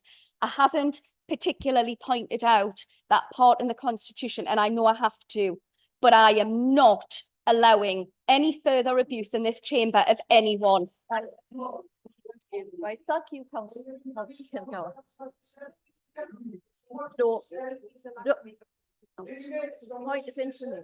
Point of information. Where the councillors just said they're £10,000 in investigation, right? 20,000 investigation. What she's not mentioning is between Ed and Ian Malcolm, it was 50,000, but that's okay. 50,000 for the Malcolms, the thieves. Yes. Councillor, right, I'm sorry to see that I feel you are misconducting yourself. So please, you're persistently disregarding rulings. Please take this as a warning. Please, please moderate your behaviour. And if you don't heed this warning, you will give me no option. Right, okay, well, please, all councillors, please let us deal with this. It's a serious matter. It affects a councillor and his ward. It is a very serious matter. We must take it seriously. We gave the Standards Committee a job to do. They have done the job. It wasn't just one side. It was 3 political parties, a decision by all. So I think we really now need to move on, and we need to, I will now again read out what this council is expected to do. I'm sorry, councillor, I'm moved on. I'm so sorry. Right, Councillor Robertson, please. You had your hair. Sorry about that. Right, Councillor Davies. It's more point of information, really, that as this was moved, that I understand the cut and thrust. I've experienced this myself before I arrived in this place, but this goes above and beyond. And it was council resources as well as in public forums. And we all need to make sure that we are conducting ourselves with grace and courtesy at all times. Thank you so much, Councillor. Councillor Curtis. Thank you, Madam Mayor. I just wanted a point of clarification. It was said that if the measures go through, it'll interfere Oh, sorry. Um, I was just wanting a point of clarification. It said if the measures went through, it would prevent the councillor from doing his ward work. Is that accurate? Thank you. Thank you. Councillor Yeh. Thank you, Madam Mayor. I'm just going to say what I originally planned to say. I know there's been a lot of exchange in this chamber tonight, and it's just around. First of all, I'm glad to hear you're going to take the recommendations in parts. That makes my life a lot easier. I completely understand and will support the censure element. And I just want to pick up on the second recommendation about restriction to council resources. I will support the censure, but I personally will not be voting in favour of that particular recommendation. There are reasons why. Firstly, it's informed by the fact that as a local authority, we do not currently support members bringing alternative email provision in. So if we don't give them an email address, we won't let them put other details up on the authority. And I've just tried to go through that process myself. I have first-hand knowledge that that is not currently supported. To me, the background is that I get a lot of urgent casework at all times of day over the weekend that simply cannot wait until a designated time on a next working day to be dealt with. And I think by restricting that access to any member, it is depriving the people they represent of an adequate service by this local authority and by their councillors. It's on that basis I won't be voting in favour of that recommendation, but I do support the censure. Thank you, Madam Mayor. Thank you. Right. Sorry, Councillor Robertson. Councillor Carter will now answer questions. Thank you. Thank you. Councillor Robertson, please. Thank you, Madam Mayor. Please be respectful. Just to clarify, Councillor Year's issue around the emails, this isn't blocking, isn't restricting any emails from Councillor Roberts coming into the council. It's the way that they're being dealt with. I think. Point of information, that was his point. It was the timeliness of the reply. Yes. Sorry, I thought I was on my feet. But thank you. I think it's disgraceful the way that officers are being targeted here and attacked. And I think that that is not with the proud values within South Tyneside Council. So I would like, for that to be taken into consideration. Just on a couple of the other points that have been raised, the Standards Committee followed every procedure in the Constitution and within the law. And the recommendations set out or asked for them to be noted and agreed by full council. Just for a matter of information as well, the decision of the committee has not been challenged by Councillor Roberts, and there was nothing, the review of the decision has not been requested. Thank you. Thank you. No, Councillor Robertson will now.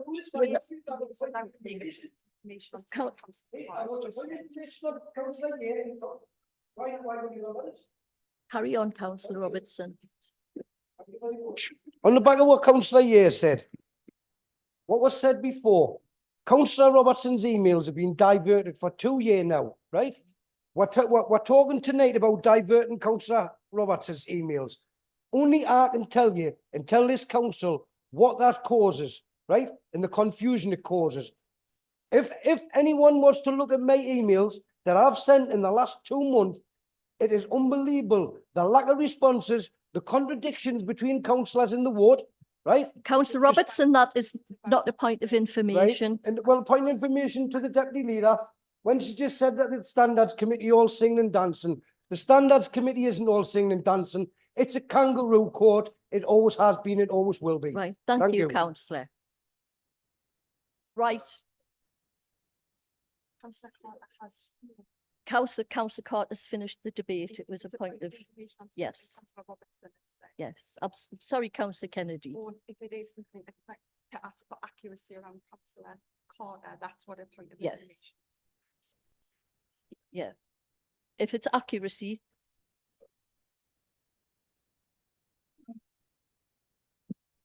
Yep, it is about the accuracy. What Councillor Yeh stated was that if a resident is to make some sort of representation on a Friday, the emails only get checked once a day, Nicola, 4 o'clock. 4 o'clock, isn't it? So potentially an email that goes in or is made by Councillor Roberts at 4 o'clock on a Friday will not get any response potentially till 4 o'clock the following Monday, by which time any number of things could have happened. So whilst it's been stated it's not a restriction on his email, it is a delay on the responses that are possible. And I can categorically say that these delays do cause problems for residents. And I've been a party to that, along with the ongoing restrictions, which I get. I'll agree with Nicola that it wasn't directly of standards. It was initially, but it's been carried on for the last 4 sessions now, and he's now suffered 4 extensions of that. And what I will say is, you know, as regards to attacking officers there, I totally refute that remark, because there isn't an attack on any officers. It's an attack on what is being recommended by the Standards Committee in this case. Thank you, Lady Mayor. Thank you, councillor. We shall now move on, and colleagues. Just a point of information, a point of order. Just close the debate. Yeah, just close the debate. So, colleagues. Councillor Spade wanted to speak? Councillor Carter's closed the debate, unfortunately. Councillor Robertson, please. I'm now. I'm the chair of the CAF, and my emails are just going all over and Yes. causing confusion. Councillor for the vice chair Robertson. and the officers. Councillor That's Robertson, what's going- please. Right, colleagues. The council are asked to agree the recommendations in paragraph 47 to 50 within the report, which I will take in turn. So paragraphs 47 to 50, is that agreed? No. Not agreed. Name vote. I will read all of the recommendations, and we will take a name vote on all of them. Is that correct, Nicola, or do we have to do one separately? Each part of the has to vote be done is separate. separate. So if we take in turn each one, so if this is just that the council note the contents of report, and that's not agreed, so that the report isn't being noted. Right. So it's whether I want a show of hands or a name. So Councillor Robertson, we are now going to take a name vote on each of the items that I read separately.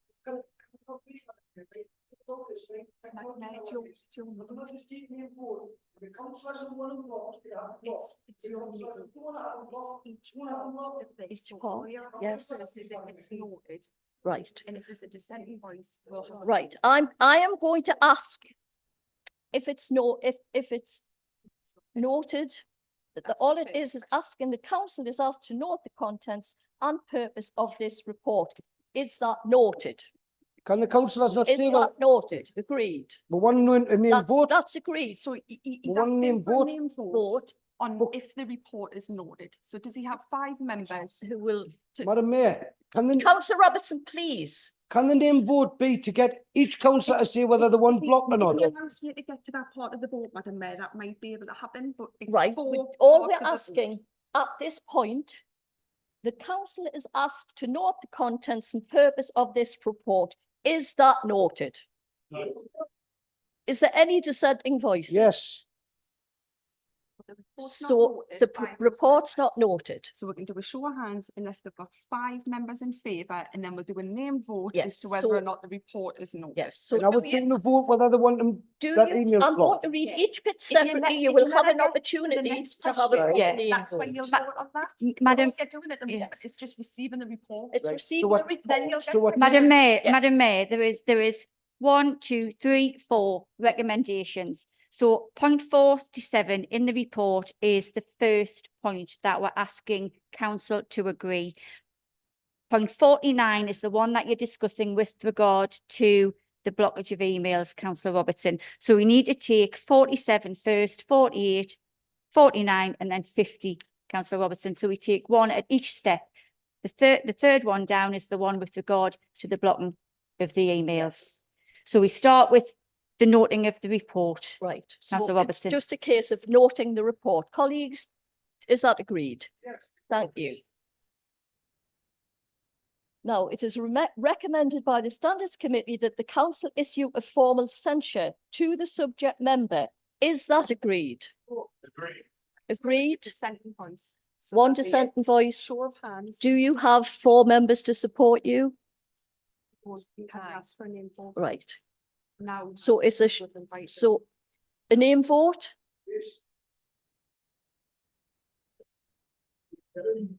Right, so this part of the Recommendation elected members, I'll read your names out in turn, and if you can say if you're for, against or abstaining, that a formal censure be given to the subject member by full council. Councillor Barclay, For. Councillor Brennan, Against. Councillor Brown, Against. Councillor Carter, For. Councillor Clare, For. Councillor Coombs, Against. Councillor Curtis, For. Councillor Davies, For. Councillor Dawes, For. Councillor Paydeen, For. Councillor Esteen, For. Councillor Dixon, for Councillor Foggan, Councillor Ford, For. sorry, Councillor Ford, I didn't, For. so Councillor Foreman, Councillor Francis, For. Councillor Gibson, Councillor Ginn, For. Councillor Hamilton, Yes. Councillor Herbert, Councillor Keegan, Councillor Kennedy, Councillor Kilgour, Councillor Lamont, For. Councillor Lees, Councillor K Maxwell, For. Councillor N Maxwell, Councillor McHugh, Councillor Melling, Councillor Myers, Against. Councillor Oliver, Councillor Owens Palmer, Councillor Porthouse, Councillor Proudlock, Councillor K Roberts, Councillor T Roberts, Councillor Robertson, Councillor Smith, Councillor Strike, Councillor Taylor, Councillor Trainer, Councillor Welsh, Councillor Wood, Councillor Yeh.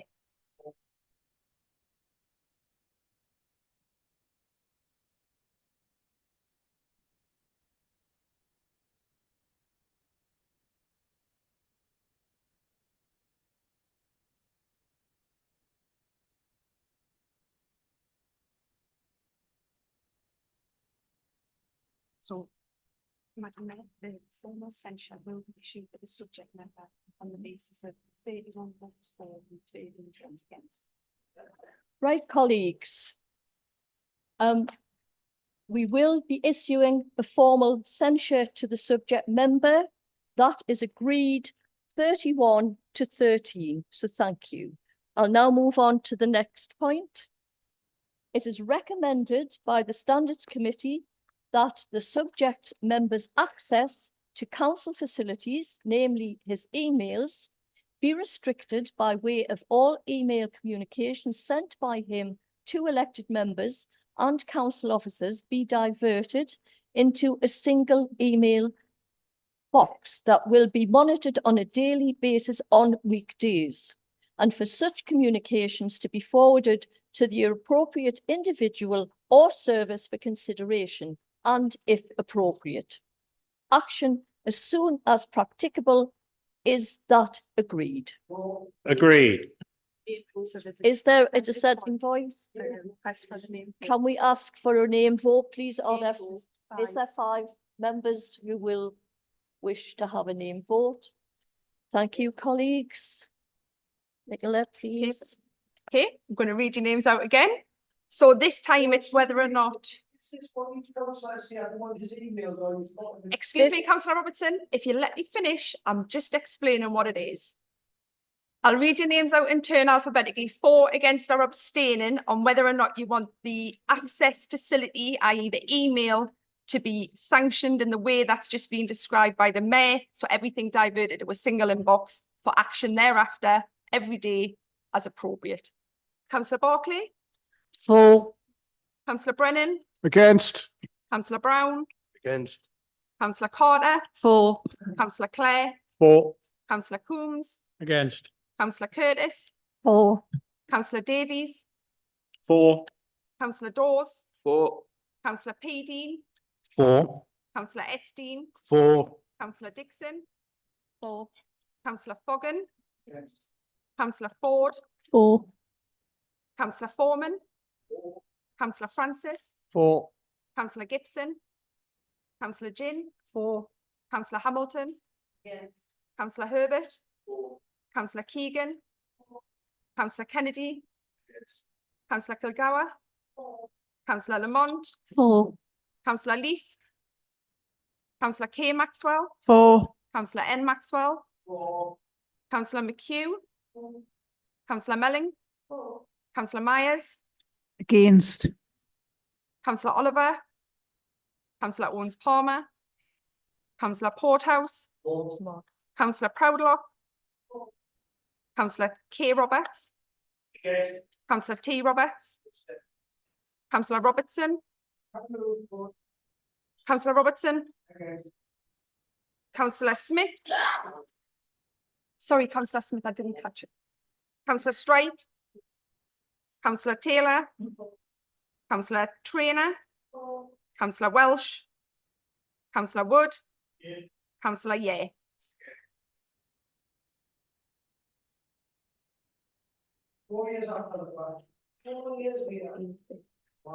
Councillor, please.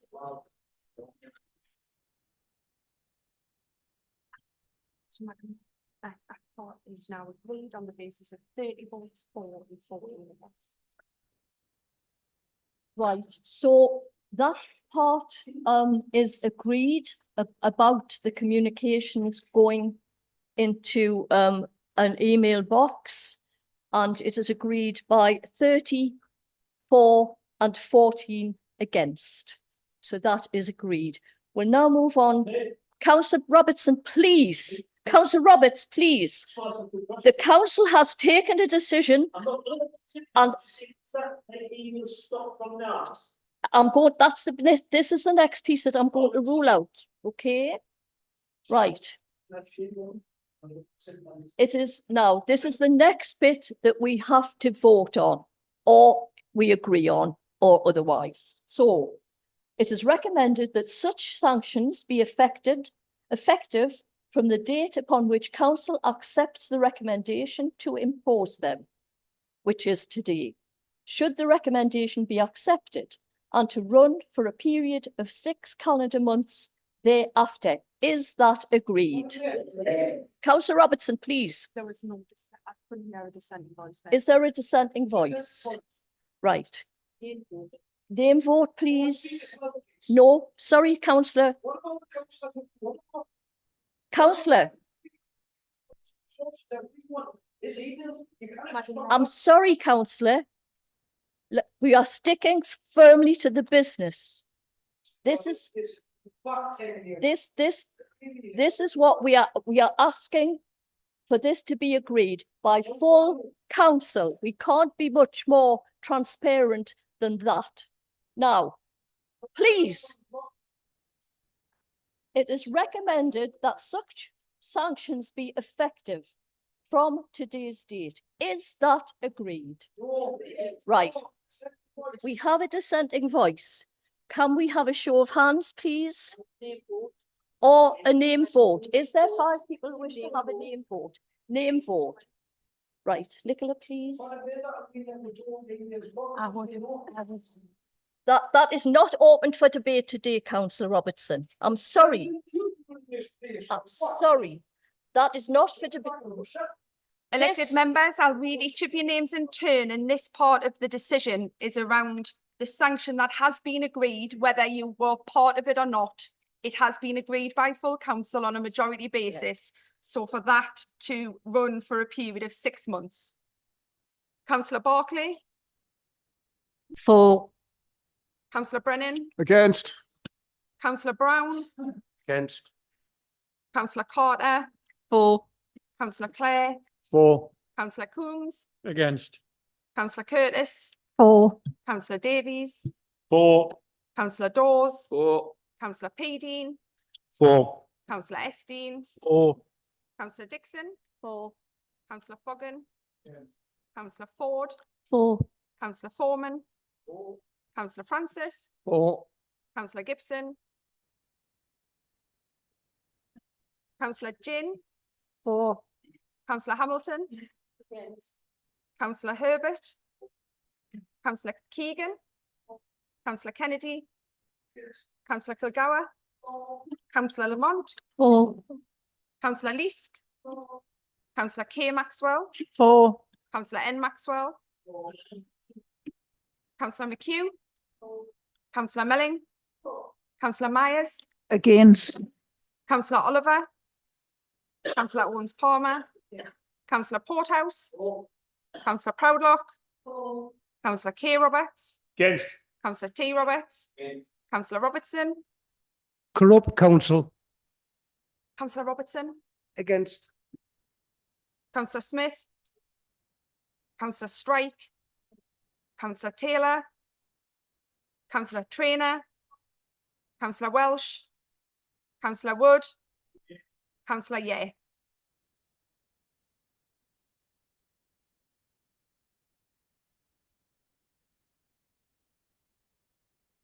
So Madam Mayor, that part of the vote was passed in favour. 31 votes for, 30. Right, colleagues, can I tell you that that part of the report has been passed 31 to 13. So thank you. No, Councillor Robertson, we have now dealt with that report. We are now moving on to item 7. The next item of business is to consider a report of the Director of Governance and Corporate Affairs on the spend on community, civic and mayoral hospitality.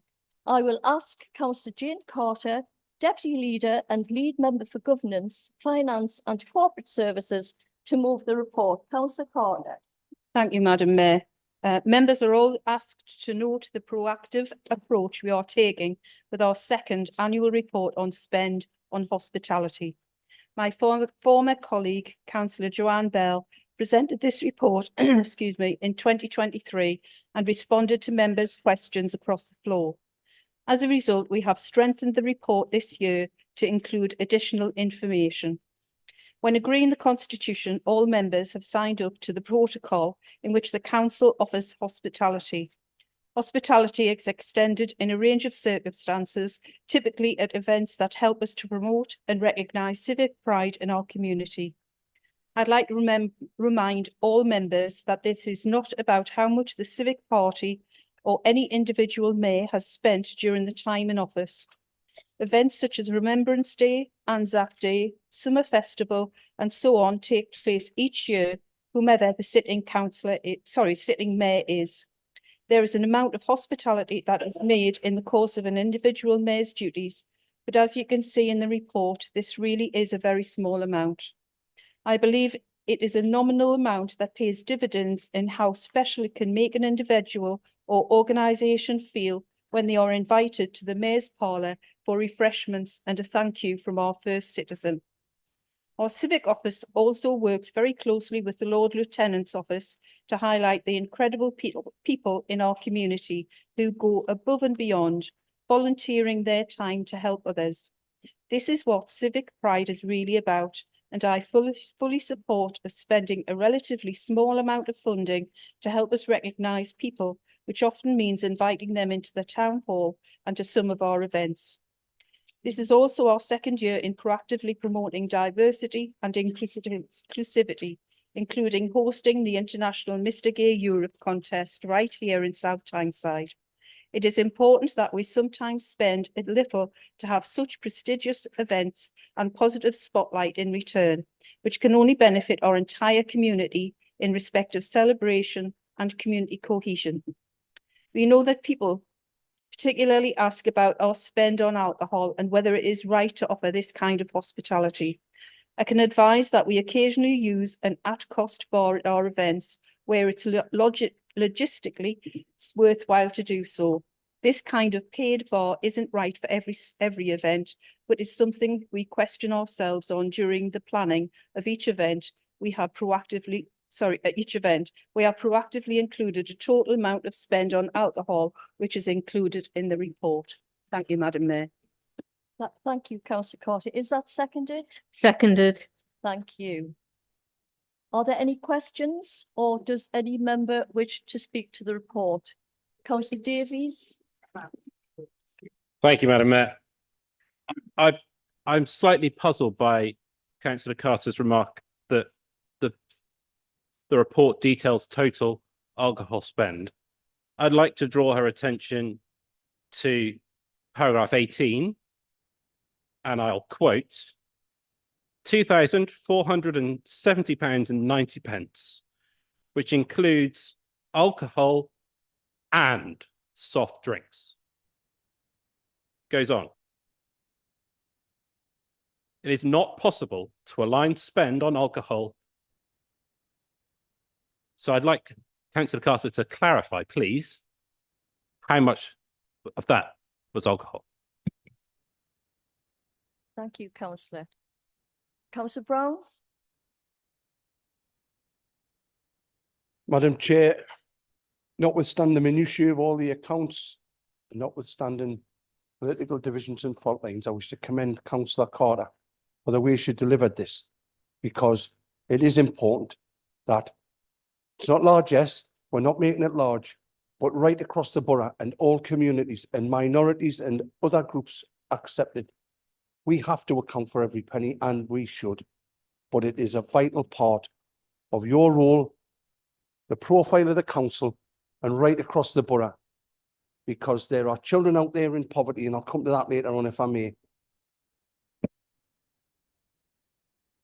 We are not in the gutter. We are looking at the stars in South Tyneside. Well delivered, chin up, and let's have a bit of pride. Well put, Councillor Carter. Thank you, Councillor Brown. Councillor, right, who's next? Oh, Councillor Curtis? Hiya. Honestly, I think it's disgraceful. I think £14,000 on to be wining and dining councillors isn't appropriate at all. I think at the very least, I think councillors should be funding their own drinks, their own meals.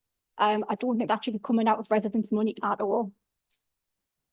Thank you, councillor. Councillor Francis, was that, or Councillor Robertson? Councillor Robertson?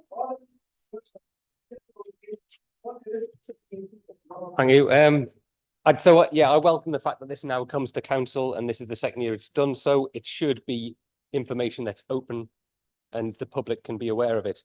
I'll come to alcohol first. And I'm not averse to taking a drink. I'm highly likely to do so straight after this meeting. But the spend on alcohol should be clearly identified. And in my personal opinion, I'm not sure it's necessary to provide complimentary alcoholic drinks to anyone. I understand fully things like the Freedom of the Borough, Queen's Award for Volunteering, Armed Forces Day, and various other events that are noted there. It's absolutely fair enough to give hospitality to people that are being celebrated or honoured or recognised for their contribution. But for elected members, as I've said before, there should be a mechanism.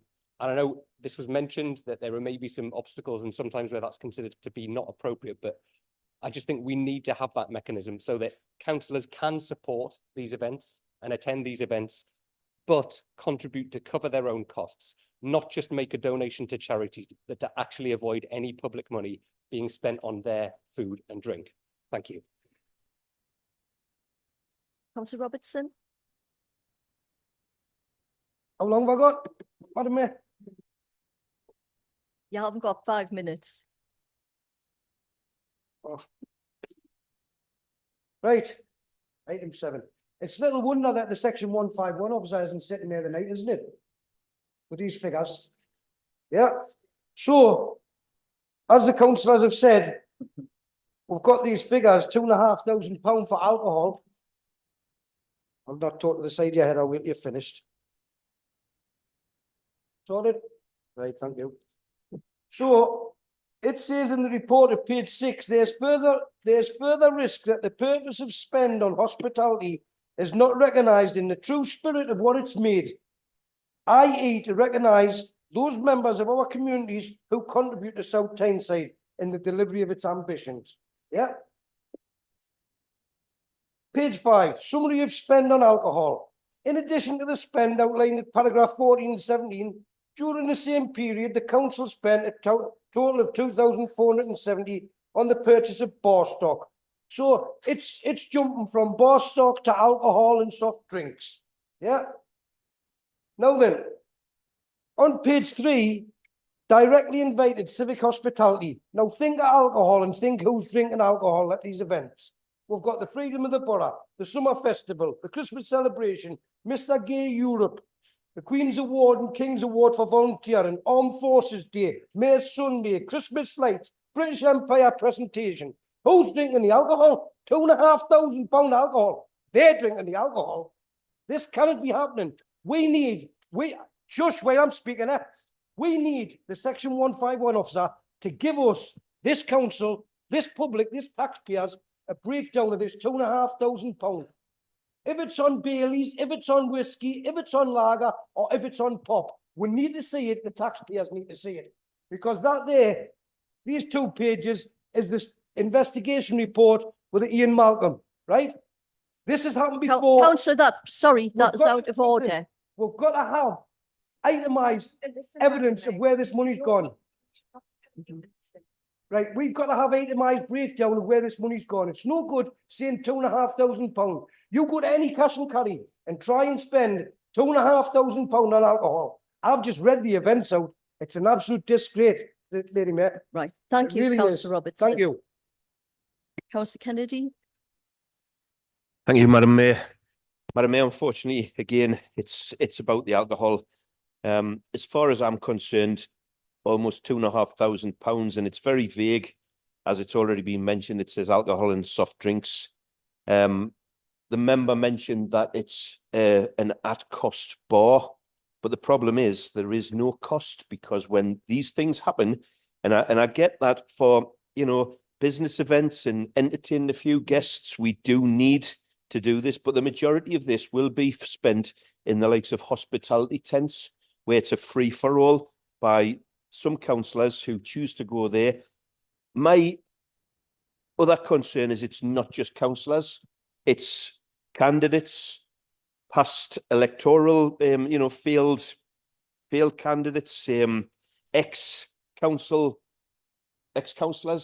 You know, it's not restricted to just the people in this room. It's the friends and families, and they regularly get posted the drunken escapades on Facebook, and we've all seen it, and it's unacceptable. I think any spend, we've got £2,500 there on alcohol, and we have got people in this borough crying out for, you know, they can't afford to live. Food banks, that's £500 each to 5 food banks. And I think it's totally wrong that any councillor in here can basically support spend like that when we've got suffering going on in this borough. Thank you, Madam Mayor. Thanks, Madam Mayor. Just to bring up a couple of points that's been mentioned. The report mentions £2,400 on alcohol and soft drinks, so it's not just alcohol. So we don't know, you know, for we know 90% of that might be soft drinks. Just to note that the tent that Councillor Kennedy mentioned had actually been taken away at the last event by the former deputy leader, Councillor Huntley. She had rid of that, so that's something that councillors couldn't use. We also mentioned about giving money to the CAFs. Well, the council does fund the CAFs, and they fund food banks, and they do fund food banks a lot more than £2,400. Thank you, Councillor. Yes. Right, Councillor Carter will close the debate. Councillor. Thank you, Madam Mayor. Just thank Councillor Brown for your comments. Thank you, it is appreciated. Just first of all, with regard to members, paying for members' food and drink, it's not. It's for events. It's not for individual councillors' food and drink. And as well as that, the £14,345.76 was spent on food and hot and cold drinks, but it also was the cost of hiring catering staff across all events. And I don't think that's bad, to be quite honest. With regard to the alcohol, I don't know, to be quite honest, whether I can get a breakdown of the alcohol, but I will ask the question. But I think, you know, it was the 108, sorry, it did include soft drinks as well. And just to give you a flavour of how many people, residents of our South Tyneside, attend these events, Freedom of the Borough, approximately £150 people. Annual Summer Festival, approximately 250. Annual Remembrance Sunday, 350 to 400 people participated. Annual Mayoress at Home, 200. Annual Christmas celebration, 180 to 200. And I could go on. To me, that isn't a lot of money to say thank you to our residents. Thank you. Councillor, is the report noted? Thank you. We'll now move on to item 8. The next item of business is to consider a report of the Director of Governance and Corporate Affairs to appoint the membership of committees of the council. I will ask Councillor Carter, Deputy Leader of the Council and Lead Member for Governance, Finance and Corporate Services. Councillor Carter. Thank you, Madam Mayor. Me again. Colleagues, this report is fairly straightforward and provides information to assist full council in formally appointing to the vacant positions we discussed at our annual meeting back on the 14th of May, where we recalculated political proportionality. Following the by-election on the 27th of June 2024, which elected Councillor Joan Hamilton as an elected member of the Primrose Ward, full council is asked to appoint Councillor Hamilton to Contracts and Commissioning Security Committee, Education and Skills Security Committee and General Purposes Committee. May I take this opportunity to welcome Councillor Hamilton to the council. I'm sure I speak for all elected members in the chamber today when I say we look forward to working with you. I'm also aware that the report is incorrect and that clarification has recently been provided by Councillor Hamilton that she does wish to be recognised as a member of the South Tyneside Alliance Group, and I just wanted to acknowledge this at our meeting today. Colleagues, perhaps unsurprisingly, when working through the many requirements in advance of annual council, there was a small administrative error with regards to the membership of Overview and Scrutiny Coordinating and Call-in Committee. So I also ask that we note and agree the substitution of Councillor Strike in place of Councillor Porthouse to rectify this. Thank you, Madam Mayor. Thank you, Councillor Carter. Is that seconded? Seconded, Madam Mayor. Thank you. You wish to speak? Thank you. Are there any questions or does any member wish to speak to the report? No? Colleagues, Council is asked to note the information included in the report and formally appoint Councillor J. Hamilton to Contracts and Commissioning Scrutiny Committee, Education and Skills Scrutiny Committee and General Purposes Committee. Is that agreed? Agreed. Thank you. Council is also asked to note and endorse the substitution of Councillor A. Strike in place of Councillor R. Porthouse to rectify the administrative error with regards to the membership of Overview and Scrutiny Coordinating and Call-in Committee. Is that agreed?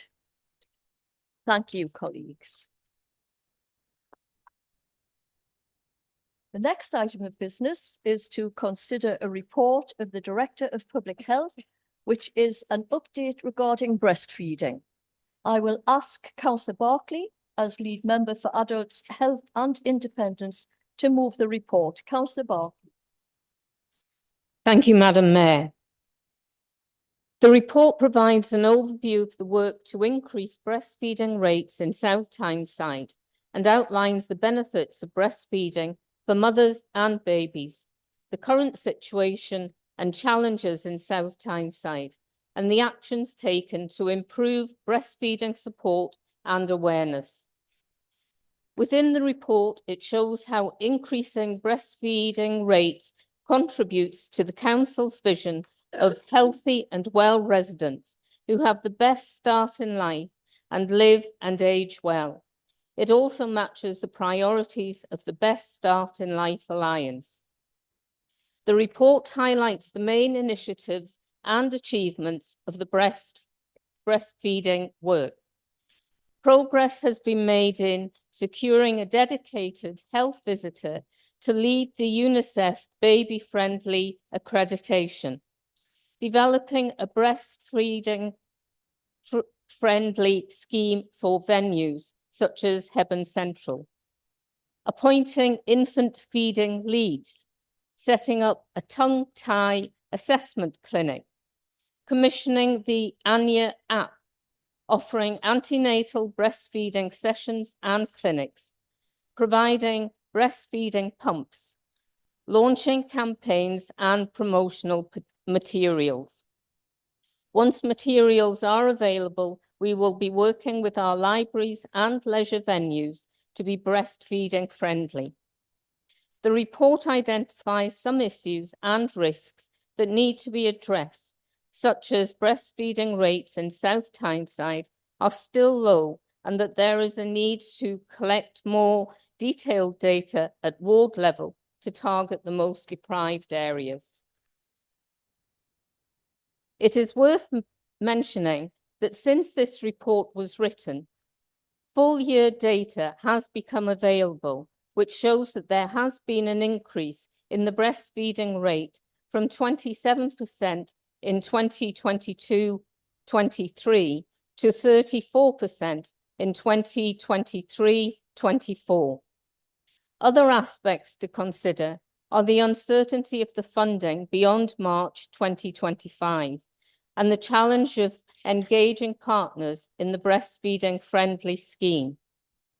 The report recommends that the Council acknowledges the breastfeeding work, seek accreditation for UNICEF baby-friendly community status, and promote the importance and benefits of breastfeeding at any opportunity. It also asks the Council to support the infant feeding services offer launched during World Breastfeeding Week and any other future campaigns. I am also pleased to announce that as an employer, the Council has also supported its own staff with the introduction of a breastfeeding room in South Shields Town Hall. Thank you, Madam Mayor. Thank you, councillor. Is that seconded? I second that, Madam Mayor. Thank you. Are there any questions, or does any member wish to speak to the report? Oh, councillor. Thank you, Madam Mayor. It looks great on paper, but it doesn't happen. This all about the breastfeeding. You mentioned about tongue tying. You can only get your child, can only be seen to when they're tongue tied if you breastfeed. If you bottle feed, they will not do anything about children who are tongue tied, and I've got personal experience of this. In James Cook Hospital, they tell the midwives not to tell the women whether their children are tongue tied or not, because I haven't got the money to do it. My daughter had to pay £200 to have her child tongue tied because breastfeeding was so painful. And what happens is women who are breastfeeding, it's so painful, they can't get it, they can't get their child seen to, and so they stop breastfeeding. Once they stop breastfeeding, you can't get your child seen to with their tongue tied. That is the reduction in the numbers of women who breastfeed. You also have a waiting list. My daughter got in touch with the health visitor. You have a waiting list, and they said that a baby couldn't be seen to till he was 6 months old, and you would have to go into theatre to have his tongue tie done. She preferred to pay for it to get it done while he was still a small baby. And there was something else I was going to say on this, but yes, even there was a case of a woman who was fostering a baby. The baby was seriously tongue-tied, and they wouldn't treat the child because she wasn't breastfeeding the baby. You can't breastfeed a baby like you're fostering. So there is problems around this. This is the first I've heard that the town hall has a place where women can breastfeed, because it's not accepted in some places. My daughter breastfeeds. And the only other place I know is West up the road, who they set a room aside if you want to breastfeed. So it all looks fine on paper. It all looks great. You go into hospital, you have your baby, get out. You've had your baby on your toes. There's nobody there to show you how to breastfeed. There's no follow-up to show you how to breastfeed. And it's a difficult thing to have to do when your first baby, you're naive, you don't know the ins and outs of what you're doing. So while this is fine on paper, Madam Mayor, it doesn't happen. Thank you. Thank you, councillor. Councillor Brown? Thank you, Madam Chair. Thank you, Councillor Hamilton, for your point. I'm fortunate that I was a children's nurse for 45 years, and I'll never take an expert position, but I was able to represent 6 children's nurse interests for the United Kingdom around the UK and out in the Parliament. A great honour. I wish to thank my ward colleague, Councillor Bartley, for the report as it is, and I wish her well going forward. It may not be transferable, but basic principles with regards to immunity and inoculation. If you get herd immunity at 40%, you're doing very well, and then through possibly acquired immunity in most ways, it then benefits the child. So to increase up towards 40% is further traction.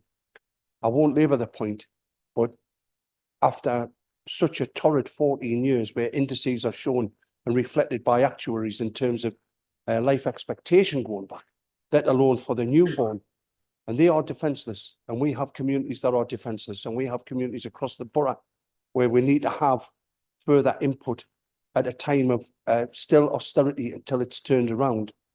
I have to say that I urge some kind of evolution towards what we had with Sure Start and putting scaffolding back on there for the child and the mother and the family.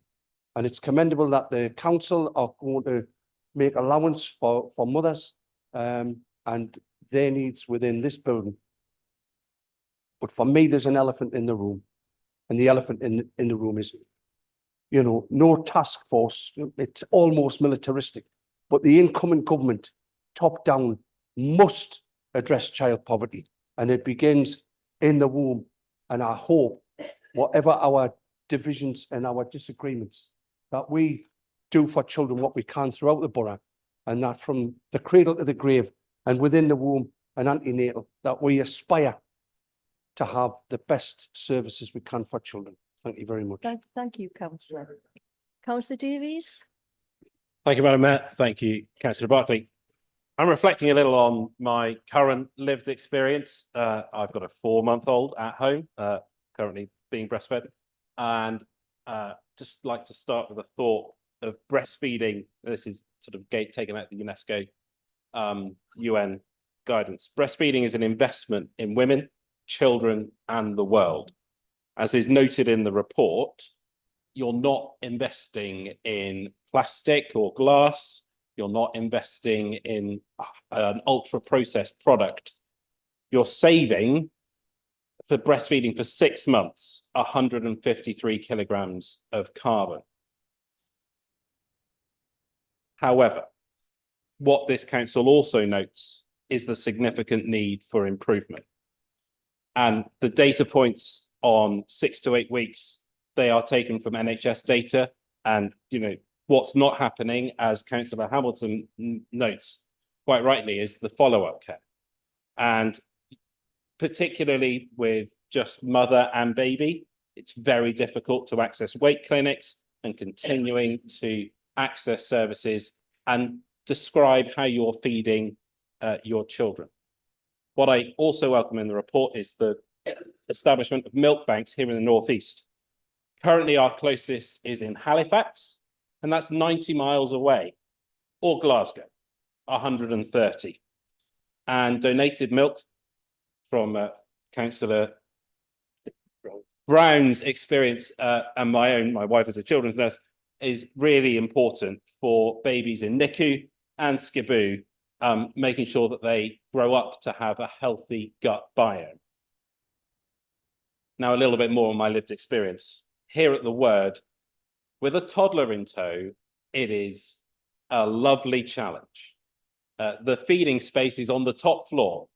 And as we all know at the Word, the stairs are lovely and inviting. And guess what? What happened 2 weeks ago? The toddler took off down the stairs, and my wife was thankfully saved by another man who was there at a baby class. So there is, I think, a little work to do around our council resources, making sure that parents can feed and look after more than one child safely. But overall, my experience with 2 children now in the northeast is that businesses in South Tyneside have been very accommodating, and schemes like providing water to obviously feeding mums and so on.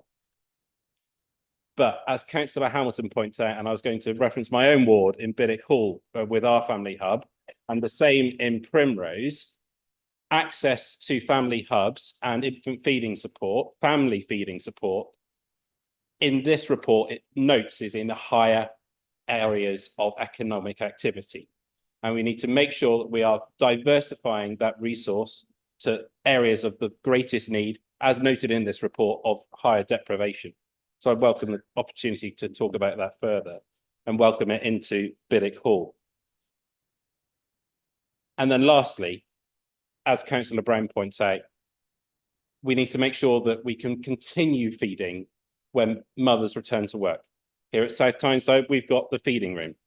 And so I'd also welcome the lead member for our businesses here to look at including shared parental leave and maternal feeding spaces as part of the South Tyneside pledge. And so mums, when they return to work, can continue to provide for their children for the gold standard, which is 2 years. Why, if they are breastfeeding beyond infancy, should women feel shamed about it? They shouldn't. It's the best thing for society. It's the best thing for man, and best thing for their children. So we need to make sure that we are driving that forward. Taking guidance on that from Danielle Facey. Councillor, I'll have to call you to time. Thank you. The council is asked to note the breastfeeding work taking place, seeking accreditation for UNICEF baby-friendly community status, and to promote at any opportunity the importance and benefits of breastfeeding to increase the rates in the borough. Council is also asked to support the infant feeding services offer, the launch, which is during World Breastfeeding Week, which is the 1st until the 7th of August, and any other future campaigns, along with the breastfeeding champion, Councillor Ruth Barkley, and the breastfeeding guardian, Tom Hall, who is our Director of Public Health. Is that agreed? Agreed. Thank you, colleagues. The next business is to receive questions under Procedure Rule 8. One question has been received under this rule. The question is from a member of the public, Mr. David Munro, and the question is printed on the council agenda. Mr. Munro will receive a written response to his question within 7 days of this meeting. The question and the answer provided will be added to the question book open to public inspection, which is kept at the reception in South Shields Town Hall. The next item of business is to deal with petitions received under Council Procedure Rule 9. One petition has been received. As per the Council Procedure Rules, we will not debate the petition today. In accordance with the process set out in the Constitution, and at the request of the petitioner, I will ask Councillor Kilgour to read out a short summary of the petition before I refer it to the appropriate body. Councillor Kilgour. Thank you, Madam Mayor. As I said before, it's a privilege to be authorised by our passionate and hardworking Save Felgate Greenbelt group to present this petition.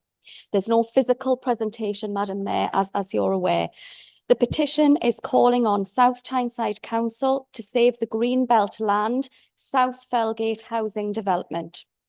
The petition relates to the South Tyneside Draft Local Plan 2023 to 2040, specifically in relation to Policy SP8, Felgate Sustainable Growth Area. The petition has 2,248 signatories in total, with 992 of those signatories living in the borough.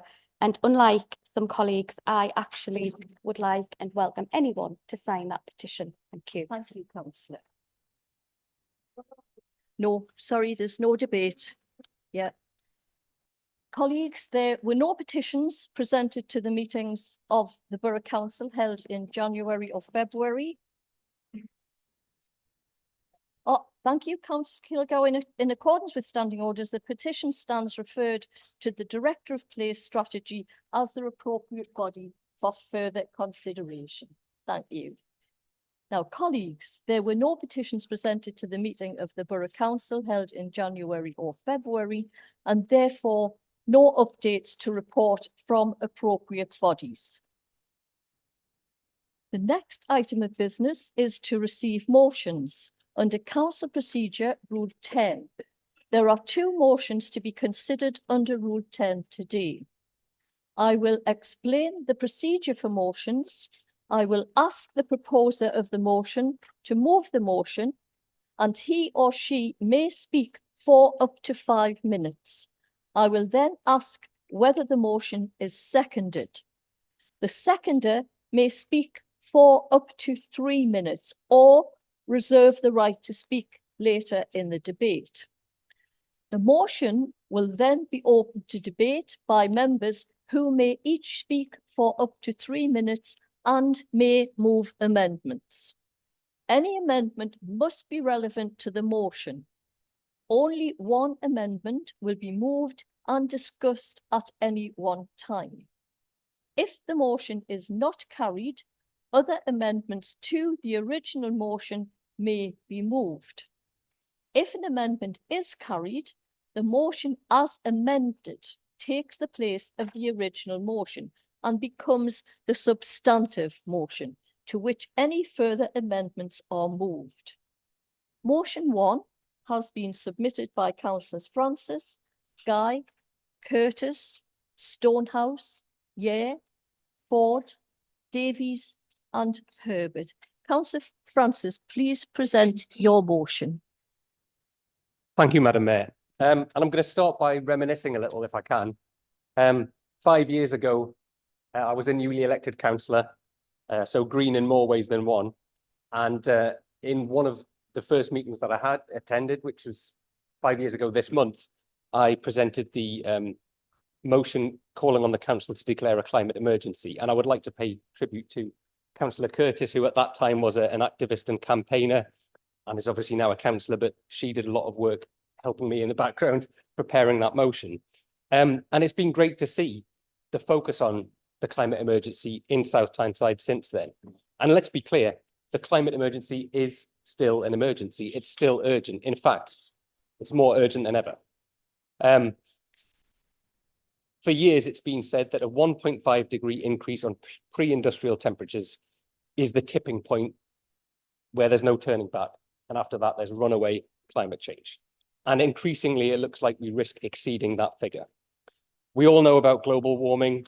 We know about the warming up of the seas and sea level rise. And in fact, the Arctic has warmed nearly 4 times faster than the rest of the world since 1979.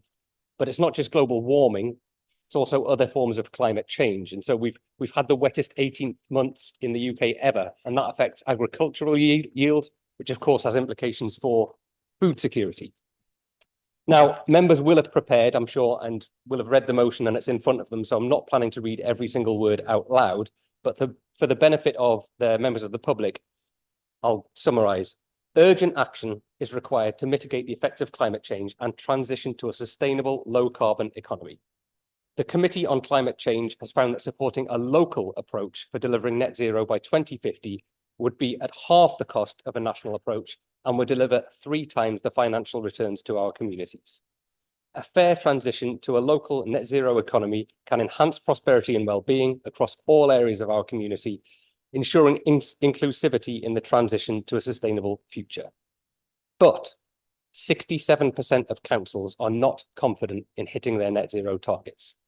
The Local Government Association have said that nationally we are not sufficiently prepared for the impacts of climate change, and central government must prioritise its work with local government to close this gap.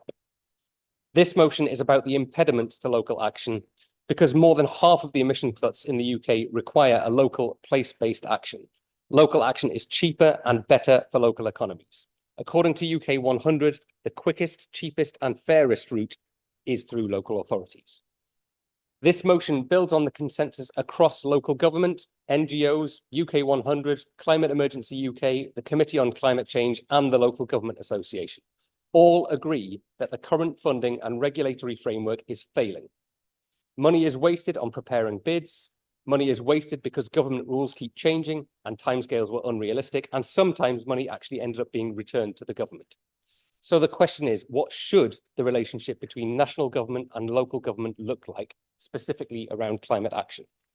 This motion calls for local net zero delivery units overseen by a delivery board, overcoming that division between local government and national government, and even between national government departments.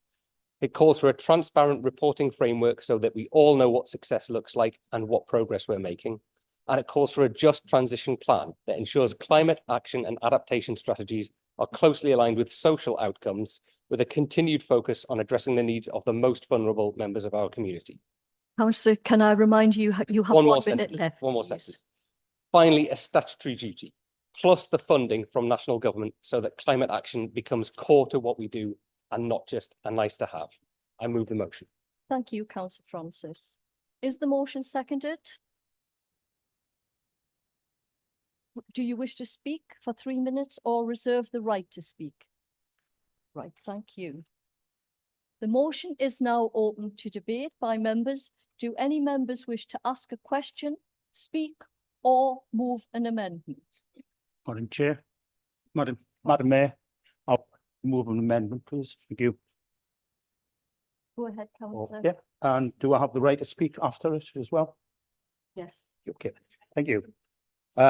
As you have all received, we'll not go through the whole lot of it. You've got this in front of you. So, Madam Mayor, that hasn't been distributed to the chamber at all, I don't think, so you'll need to make sure. Has everybody got that? everybody's got one. Yeah, we have it.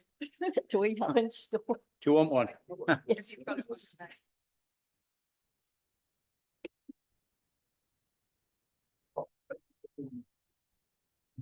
Yeah, plenty there.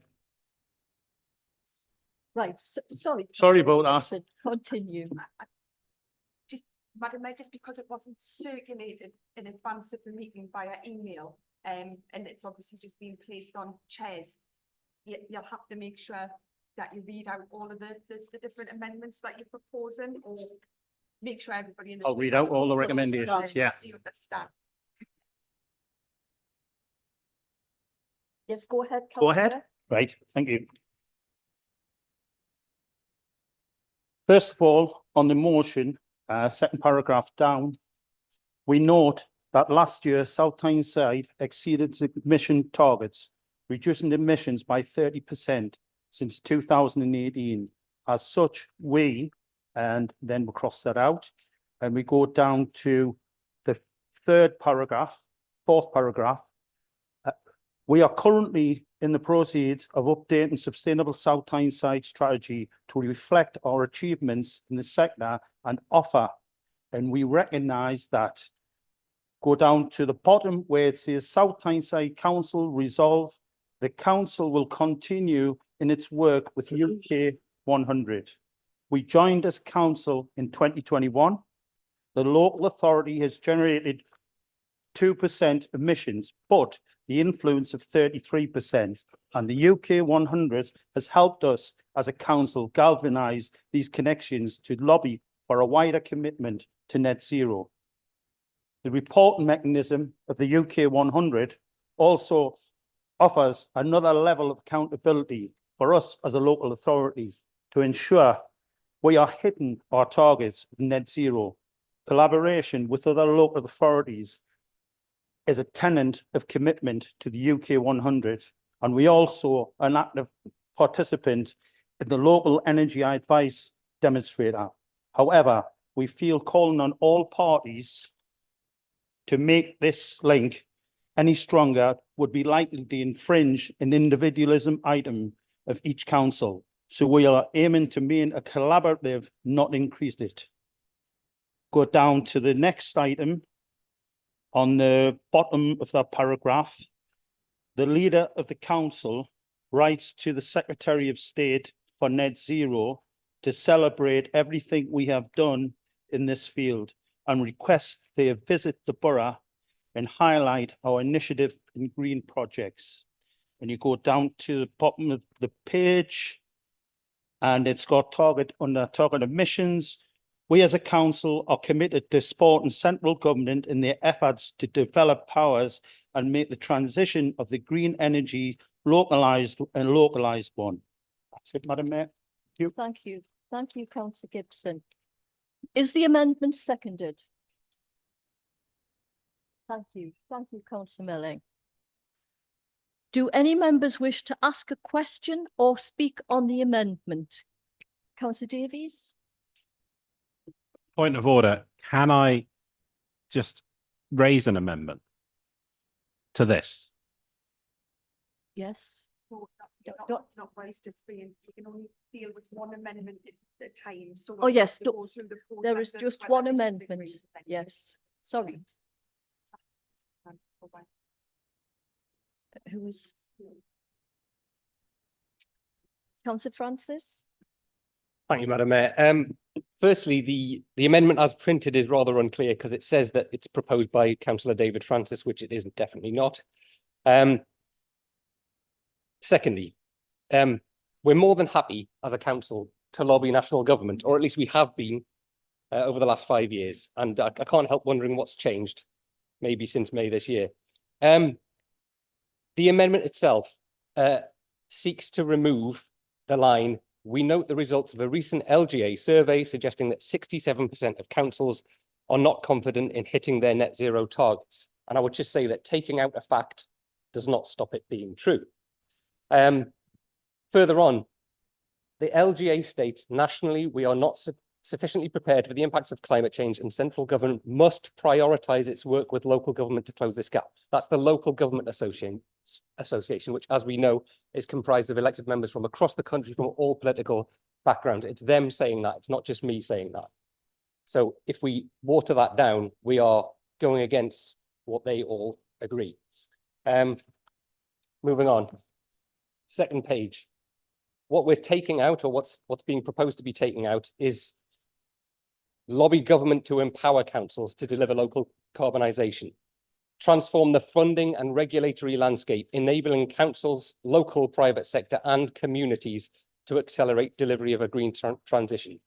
We're saying we don't want that. Strange. Asking for local authorities to have statutory duties, powers and funding to enable a net zero transition. We're saying we don't want that. We don't want money from central government to fund the work that we're committed to here. That's what you're saying. In effect, the amendment strips out all of the asks that would result in the local delivery we're already committed to and all of the experts agree is needed, and instead adds in some self-congratulation right to the government and tell them what a great job we're doing, whilst also not doing any of the things that all of the experts and the LGA say we absolutely need to be doing. I'm sure residents. Councillor Francis, can I ask you to wind up, please? I will be doing so. I'm sure residents will find it odd that we would seek to remove factual information or to avoid calling for funding and powers to deliver on our commitments. I would urge council to reject this amendment. Thank you, Councillor. Councillor Robertson? So this is just. I want to speak on the amendment, please. On the amendment, Councillor Robertson, yes. Right, thank you very much. Ernie, you're setting a bit of a precedent here the way you've done this. You've given it out and one officer didn't even have a copy. And when I say about precedent, it means that if we come in here, any independents, any Greens, 2 minutes before, and we just give everyone one of these in their seat, it gets over the hurdle. And David's just shown the little clangers that you've dropped in it. But that precedent you've got away with, others will do the same. Thank you. Thank you, Councillor Robertson. Anyone wish to speak on the amendment? Councillor? Yeah, it's strange that they, 1 minute the council saying how great it is to be a part of UK 100, then expunge everything that UK 100 have recommended in the report later on, such as the local net zero delivery unit and the delivery board. And then they say we want collaboration, but not too much collaboration. I mean, how much is too much collaboration? It doesn't make any sense whatsoever. Either collaborate, you don't collaborate to me. So the whole thing actually makes no sense. And what we're really trying to do here, the central tenet of the UK 100 report is that they want to support seamless working and partnership between UK government and local authorities on achieving net zero. Now, then you've taken all that out and set us back to like working in a silo. We surely should be working as a government on this. And it seems to be going backwards on that. Thank you. So I've urged people to vote against this amendment. Thank you. Makes no sense. Councillor? Thank you, Madam Mayor. I want to echo Councillor Francis and Councillor Herbert's comments. Let's look at the report. I welcome the addition of the acknowledgement that the local council can influence up to 33% of local emissions. But that's why having a coordinated strategy where we're funded by national government to actually implement them in a way that works in the local area actually makes sense. It's bizarre to strip away any request for additional funding. What you've stripped away is calls to for action, calls for greater powers. All these things are free to do. There's no kind of downside to this in any way, shape or form. And then you've put in, basically, you've stripped out any action points and instead put in what you're currently doing, or I think flattering yourself about how great you are, which is embarrassing. It's honestly embarrassing. Like, who would pass a motion saying we're already doing this all for great? I especially want to mention that the Climate Emergency UK, they have a climate scorecards where they rank how close to net zero we are, how on target. So we've got Gateshead, who are on track 29%. Sunderland have 31%, Newcastle 37%, and we're the lowest of the bunch at 26%. The fact that we're failing and would still decide that we don't need any further support, we don't need any further action, because there's not a single action point that you've put in this. But we want a pat on the back is embarrassing. Thank you. Thank you. Thank you, Councillor. Councillor Kennedy. Madam Mayor, can I just ask for a little bit of clarity, please? Because Councillor Hamilton wanted to speak. I'm tempted to ask a question myself, but we're talking about the amendment here, and are we talking about because a question I want to ask is about the original, but the amended one sort of takes its place then? Are we going to move on from this and give her the chance to speak? We will take a vote on the amendment. If the amendment is passed, then we will move a substantive motion as amended. And we will get the chance If the to speak amendment then. fails, then we will take a vote on the original motion. And will we be allowed to speak at that point? Because at the minute, you know, yeah, Councillor Hamilton's holding back. I'm this- holding back, and it's Yeah, if this amendment goes through, then a substantive motion as amended will then be opened for debate. And I'm just going to check with Nicola that that is right. Whether or not the amendment is agreed, the substantive motion will either be the agreed motion with the amendment or not, and you'll get a chance to speak on what was the original motion regardless. Yep. The concern there is though that Councillor Gibson's put bits into this, and you know, is he then going to be able to answer the question on the bits that he hasn't changed? You're right.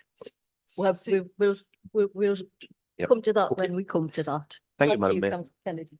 Councillor Ford. I'm sorry, Madam Mayor.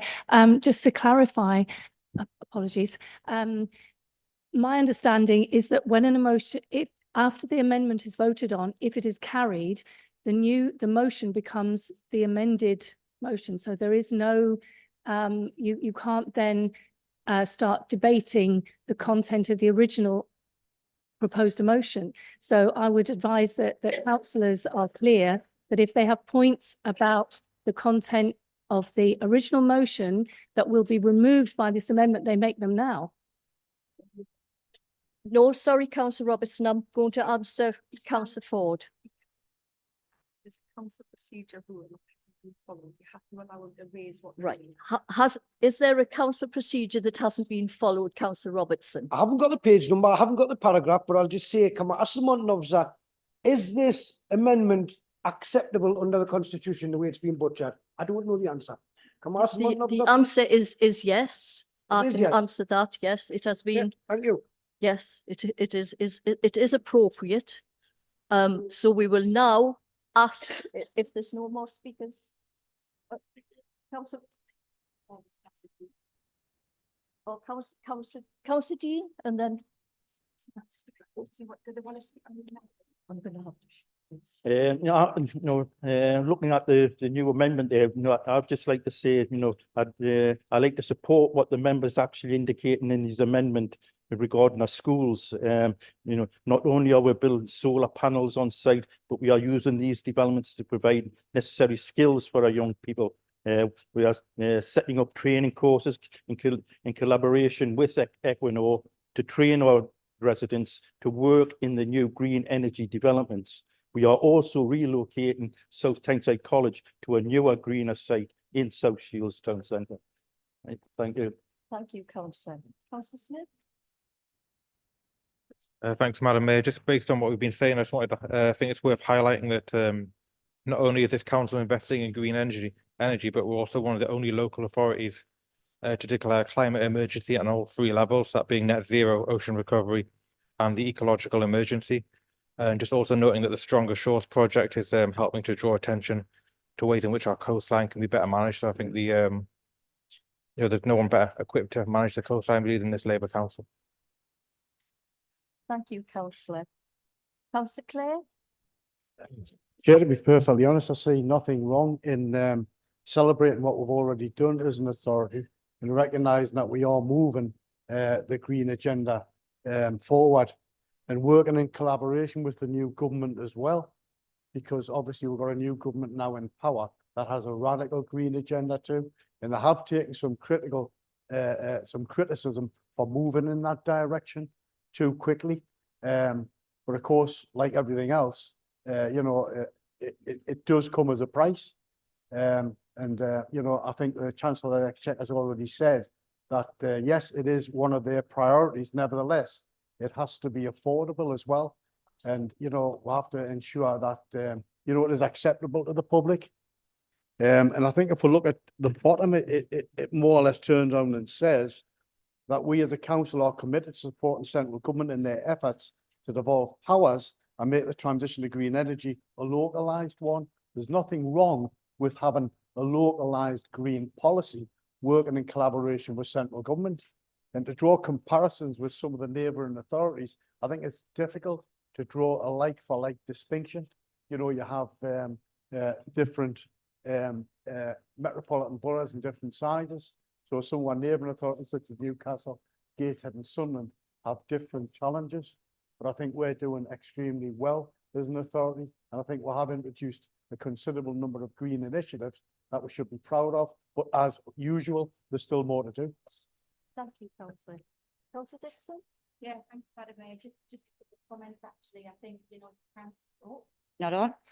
Sorry, Madam Mayor. I think, just a couple of comments, really. I think as a council, we should actually commend the amazing work that we are actually doing in South Tyneside. Just a few hours ago, the Mayor actually commented on an award that we have actually just won, and the amount of shortlistings that we have actually had with regard to all of this work that we are doing in South Tyneside. And we do take it extremely seriously. And just for, members to know, only this afternoon, the lead member, Councillor Dixon, has just been confirmed as going on to the UK 100 leadership course. So, we do take this extremely seriously. We do have work to do. We're not saying that we are complacent, and we will continue to drive this agenda. But it's this council that is doing this work. And I think when you've just mentioned there about, we all should be celebrating together, collaboratively as a council, Madam Mayor. Thank you, Councillor. Councillor Gibson, would you like to close the debate before we take Yes, a Madam vote Mayor, on the amendment? definitely, thank you. And thanks. First of all, Madam Mayor, in response to the motion in the local approach for delivering net zero, I would like to take this opportunity to thank the Green Party for highlighting the fantastic work that a South Tyneside Labour Council has been delivering since 2019. The net zero journey as we've been on. It's wonderful to hear such strong support from the opposition for the works we have carried out in the transition of the green agenda within the borough. I would like to reassure the council is addressing a large part of his motion already. Following the declaration of the climate change in 2019, the council is committed to remaining strong ambition and continue to focus on achievements of goal. Local effects towards net zero have been extensive, with the council establishing the state-of-the-art renewable energy centre at Jarrow in Hebburn, and in the very near future, the Holborn site. We're the only council to be at the head of the game. Possibly three energy centres shortly. No other one has that. We're at the forefront. Over the recent years, the council has expanded its climate ambition declaration, ecological emergency, ocean recovery declaration, borough-wide zero net commitments by signing the UK 100 pledge. Additional, the council is very much on course to hit our climate targets. Last year, we smashed the target in reducing our carbon emissions by 25%. By March 2023, we nearly was 30% reduction in that time frame. This year, we are revising our Sustainable South Tyne strategy to reaffirm our climate ambition and outline the plan to meet the goal and commitment. In doing so, we'll be looking to improve our transparency and the progress to make the goals we are trying to achieve. The revised action plan, with including smart objectives alongside ensuring objectives and realistic achievements and progressive, can be measured. Councillor Gibbs, can I just say you have 1 minute, please? I'll finish off. Along this, the council is committed to the scrutinise through the new Housing and Environment Scrutiny Committee. The devolution establishment of the North East Combined Authorities will help climate change at the heart of the region by playing a leading role in regional decarbonisation.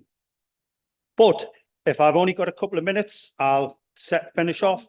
Central government is committed to deploying energy and production that benefits the community with the devolving authorities for clean energy production. There is nearly 5 billion already costed in the Labour Party's manifesto. This will offer us a greater resource to expand, as well as a potential for investment in projects with the National Wealth Fund. As my party is already committed to achieving net zero emissions by 2030, both devolved necessary powers are committed to this fund. I will end my speech here. Thank you. Right, colleagues, can we now take a vote, or is the motion as amended, is the amendment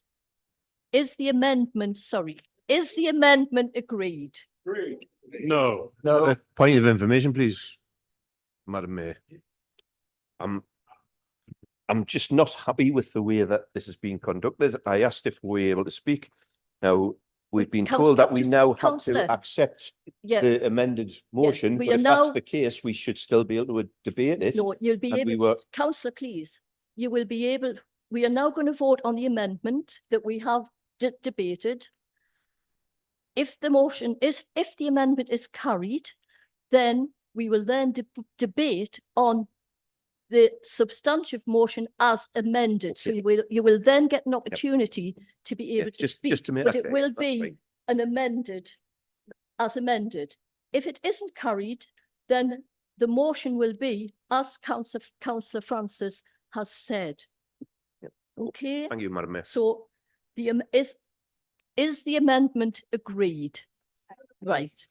So how many assenting voices? Do we need a name vote? Thank you. Can we just at least explain if you're putting your hand up, if you're for the amendment or you're They've asked for a name vote. Well, they didn't. We've got Five people, yeah.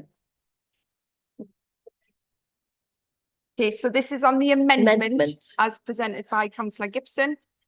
Councillor Barclay? For. Councillor Brennan? Against. Councillor Brown? Against. Councillor Carter? For. Councillor Clare? For. Councillor Coombs? Against. Councillor Curtis? Against. Councillor Davies? Against. Councillor Dawes? For. Councillor Paydeen? For. Councillor Esteen? For. Councillor Dixon? For. Councillor Foggan? Councillor Ford? Against. Councillor Foreman? For. Councillor Francis? Against. Councillor Gibson? For. Councillor Ginn? Against. Councillor Hamilton? Against. Councillor Herbert? Councillor Keegan? Councillor Kennedy? Councillor Kilgour? Councillor Lamont? For. Councillor K Maxwell? No, Councillor N it's Maxwell? Councillor K Maxwell? K Maxwell, but I was waiting for Leask. I think you've missed Leask. She's not here, Councillor Maxwell, so I wouldn't get a response. Councillor K Maxwell? For. Councillor N Maxwell? Councillor McHugh? Councillor Melling? Councillor Myers? Against. Councillor Oliver? Councillor Owens Palmer? Councillor Porthouse. Councillor Proudlock. Councillor K Roberts. Yes. Councillor T Roberts. Councillor Robertson. Councillor Smith. Councillor Strike. Councillor Taylor. Councillor Traynor. Councillor Welsh. Councillor Wood. Councillor Yeh.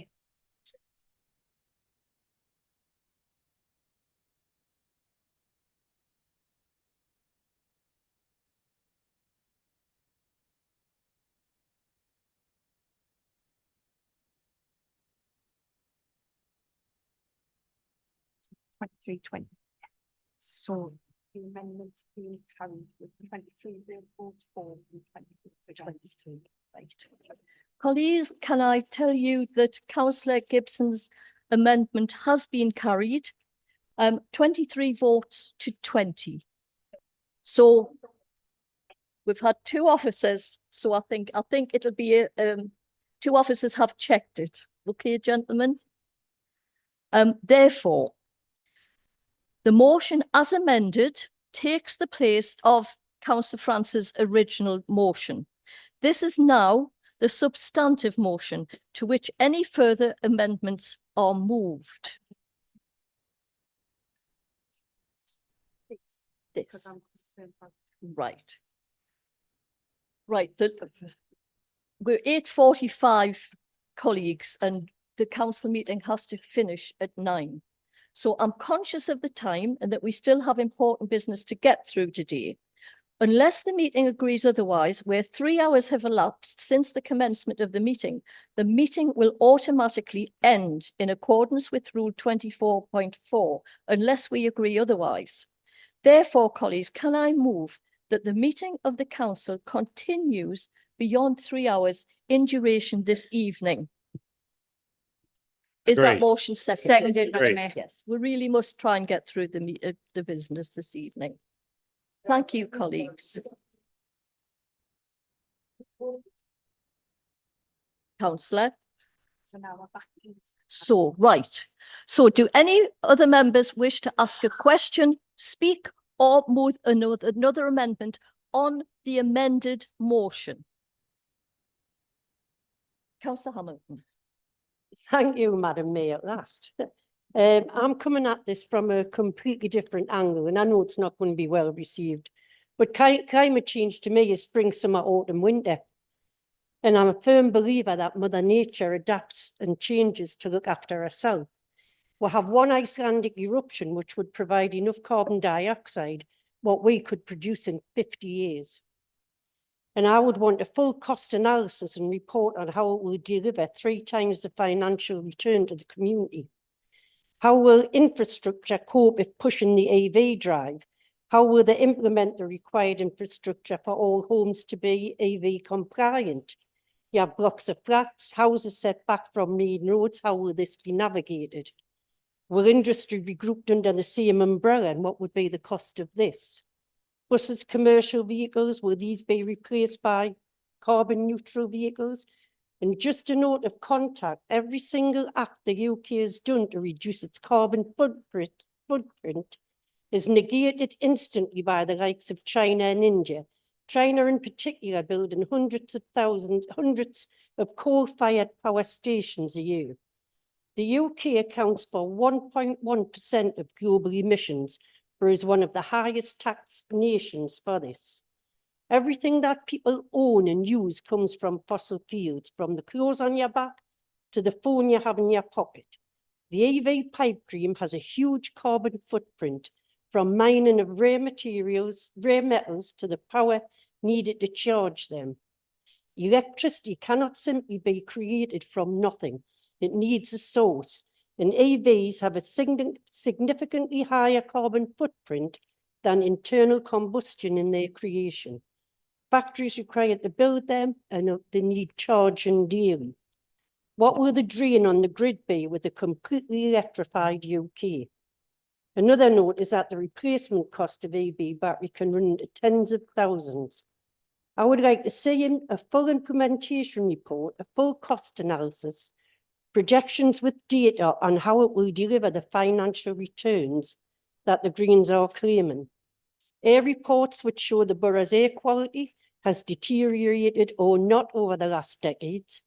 What incentives will you offer where the funding is coming from an already in-debt council? So many things need thoroughly costing and presented. The task is a monumental one and needs full cost analysis with projections and plans. And to reach that goal by 2030 is impossible. The cost will be astronomical. A full cost analysis and what they have planned, not just claims like deliver 3 times the financial returns.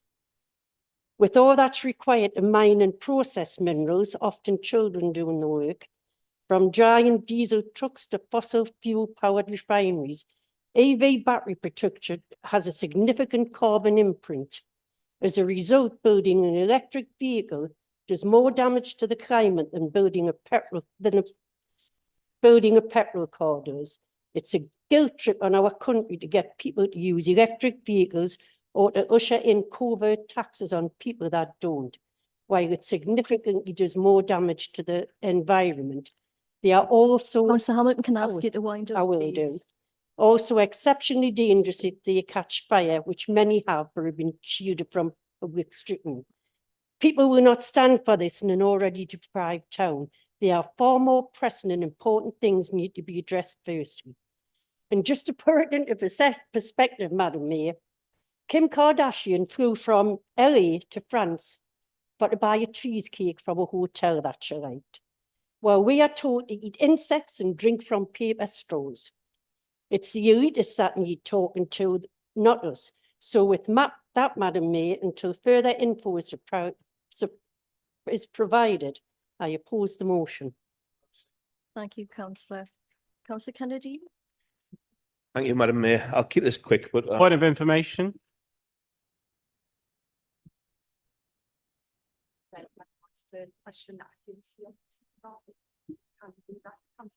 Or Councillor Davies, sorry. Councillor Davies, Councillor Kennedy, if you just wait 2 seconds till he asks his question.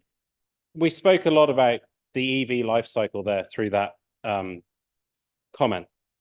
The EV life cycle is a significantly smaller carbon footprint than an ICE life cycle. That is empirical fact. The burning of fossil fuels to run an to run an ICE car for the same amount of time, let's say 10 years, EVs charged on the UK electricity network as it stands, which isn't carbon neutral, are net neutral after 4 years. Okay. Thank you. Thank you, Councillor. That is, that's how quickly EVs move to their carbon neutrality from their production. Thank you, Councillor. Right. No, Councillor Kennedy? thank you, Madam Mayor. I'll just add to what Councillor Davies just said there. I was of the belief that an ICE vehicle, you know, a 10-year-old one is far less of a carbon footprint than an EV. And maybe it's the children in some of these foreign countries that don't, like Councillor Hamilton said, that are mining the raw materials for these things might strongly disagree. But getting to the point I was going to make, obviously the substantive motion now, I'm assuming Councillor Gibson's read this, but there is a rationale in here that's very ambiguous. We're saying it's twice the GDP. Now, is that an ongoing thing, or is it just while we're rolling out these schemes? I believe that Europe's finally realising that the rapid transition is actually harming their economies. And whilst I'm in favour of green transition, I believe that a rapid transition will be harmful to the economy. It should be tested on smaller scale first in order to prove its worth and hedge against new and better technologies coming along, which we're starting to see now. There's big car companies advertising hydrogen, which I think is a far more a better alternative to what we're seeing at the moment. And there's new technologies being advanced all the time. And I think to rush headlong into this is a mistake. So on that basis, I won't be agreeing to this motion. Thank you, Madam Mayor. Thank you. Councillor, Thank you, Madam Mayor. I can't possibly in the time I have allotted correct some of the statements that were made by a member of the chamber tonight, because and I have the confidence of knowing the position by my colleagues is backed by scientific research, empirically researched and cross-examined. The overwhelming majority of the scientific community, to the point is 99.9% of it, is completely firm on the fact that climate change is as a result of human interference in biological conditions on this planet. And I do not want any misunderstanding as to that. Taking all of that massive wealth of knowledge and experience and scientific research out of the fact, there is one point that's been completely negated. Oil is a finite resource. Every fossil fuel is a finite resource. If we do not start to pivot away from it, we've got two options. We run out of that resource and we're not ready for the alternative, or this town hall is underwater because we've warmed the planet to the point where the ice caps have melted. Those are our two eventualities. So if you disagree, I don't know how you could, but you disagree that climate change is a real thing, you need to recognize the financial and practical reality that fossil fuel is not infinite. And the people who work with, members of my family that work in that industry, are transitioning into a greener economy because their jobs are important, their skills are important, and we need to safeguard those industries in a just transition, which our original motion called for. So I don't know how to support this motion as amended because I don't really know what it says anymore. But I just wanted to correct that statement that science is clear. We are in a climate crisis and it is caused by our actions. Thank you. Thank you. Thank you, Councillor McNeil. Thank you, Madam Mayor. Could I suggest that we put forward to the vote, please? Move to the vote. Well, I think now Councillor, there's only Councillor Herbert. There was Councillor Herbert, but we should move progress. Right. Sorry, Councillor Herbert, we've moved progress. Just a quick point. Point of information. Right, Councillor Gibbs. Point of information. Would like to close the debate and then we'll take. Councillor Herbert saying it's a point of information. Oh, Councillor Herbert, if you're very quick. Yes, just to say that someone's, a member has said that we've got plenty of time to transition, we should slow down. Just to say that 2023 was the hottest year on Earth and above the 1.5 degrees centigrade by a long way. That represents a tipping point, which we can get runaway climate change. 2024 is liable to be hotter. Again, well above 1.5 degrees centigrade. So we haven't got time. And the hottest day that's ever been recorded on Earth was this Monday, this week. So if you think you've got time, you're wrong. Thank you. Thank you, Councillor. Oh, right. Councillor Francis, as the original proposer, do you wish to reply to the debate? Yes, I'll do it And quickly. you have 3 minutes. Yeah. Well, that's the Constitution, Councillor Gibson. That's how it works. First of all, to clarify the things that I've been asked to clarify, it's unfortunate that the printed papers don't include the references, but there were references that state clearly where those facts and figures came from in terms of the costings and the projections of savings and things like that. I'm not sure why we talked so much about EVs because they're not mentioned in the motion. Of course, there needs to be a source of power to power those vehicles. I drive an EV. I charged it yesterday at a solar carport, outside County Hall in Morpeth. So it was powered by the sun. What an amazing thing to drive a car that's been powered by the sun. And yeah, I don't know how to respond to Kim Kardashian. I don't really know what she does or who she is.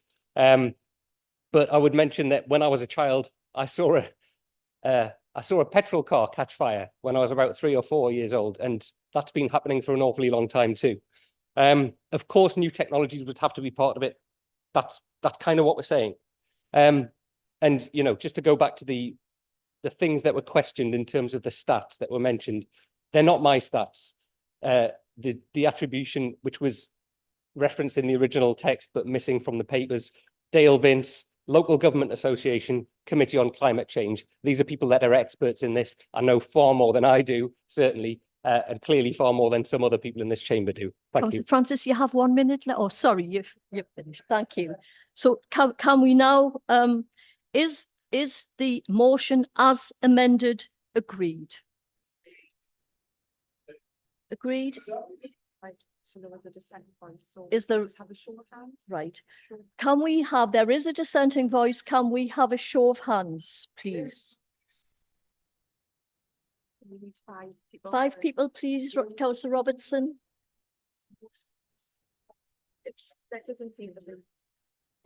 So this is the motion, Councillor Francis' motion as amended by Councillor Gibson, and this is what you're voting yes or no on. Councillor Barclay, Agree, 4. Councillor Brennan, Against. Councillor Brown, 4. Councillor Carter, 4. Councillor Clare, 4. Councillor Coombs, Against. Councillor Curtis, Against. Councillor Davies, 4. Councillor Dawes, 4. Councillor P Dean, 4. Councillor Esteem, 4. Councillor Dixon, 4. Councillor Foggan, Councillor Ford, 4. Councillor Foreman, Councillor Francis, Abstain on the grounds I think it's become meaningless. Councillor Gibson, Councillor Ginn, Abstain.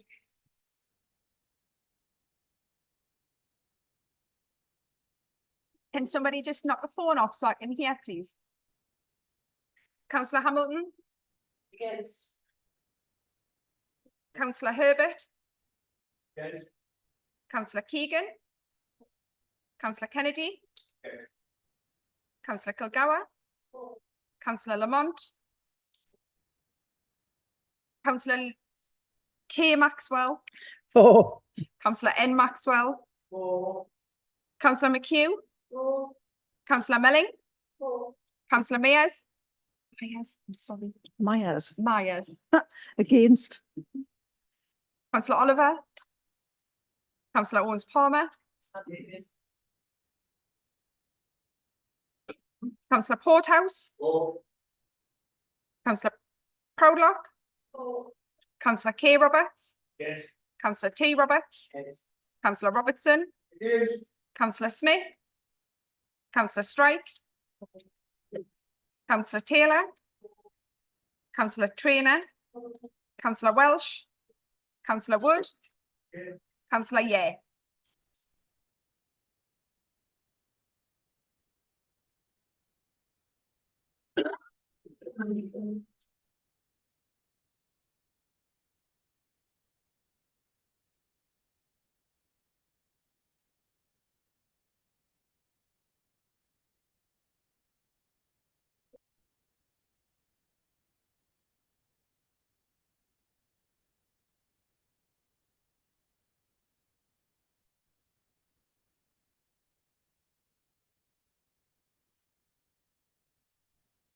Agreed on the basis of 26 for, 13 against and 4 abstentions. Right.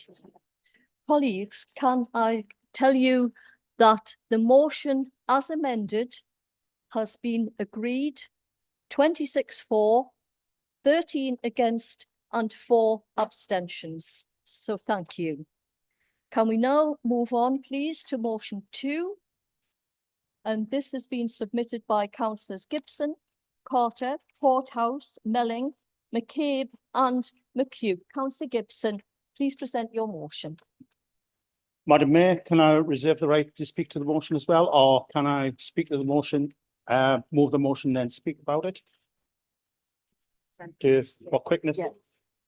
Yeah, it's just for quickness, is that okay? Yes. Madam Mayor, the water quality report is endorsed, as you can see, on motion 2.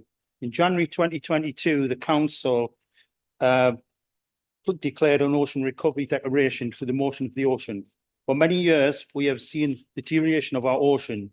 This has led to a rise in public concern regarding sewage discharge, surface water runoff, and the impact it's had on our communities. These include an impact on health, coastal habitats and quality, aquaculture, shellfish and industry and tourism. The Ocean Recovery Declaration focuses on minimising the impact of our ocean and local natural levels.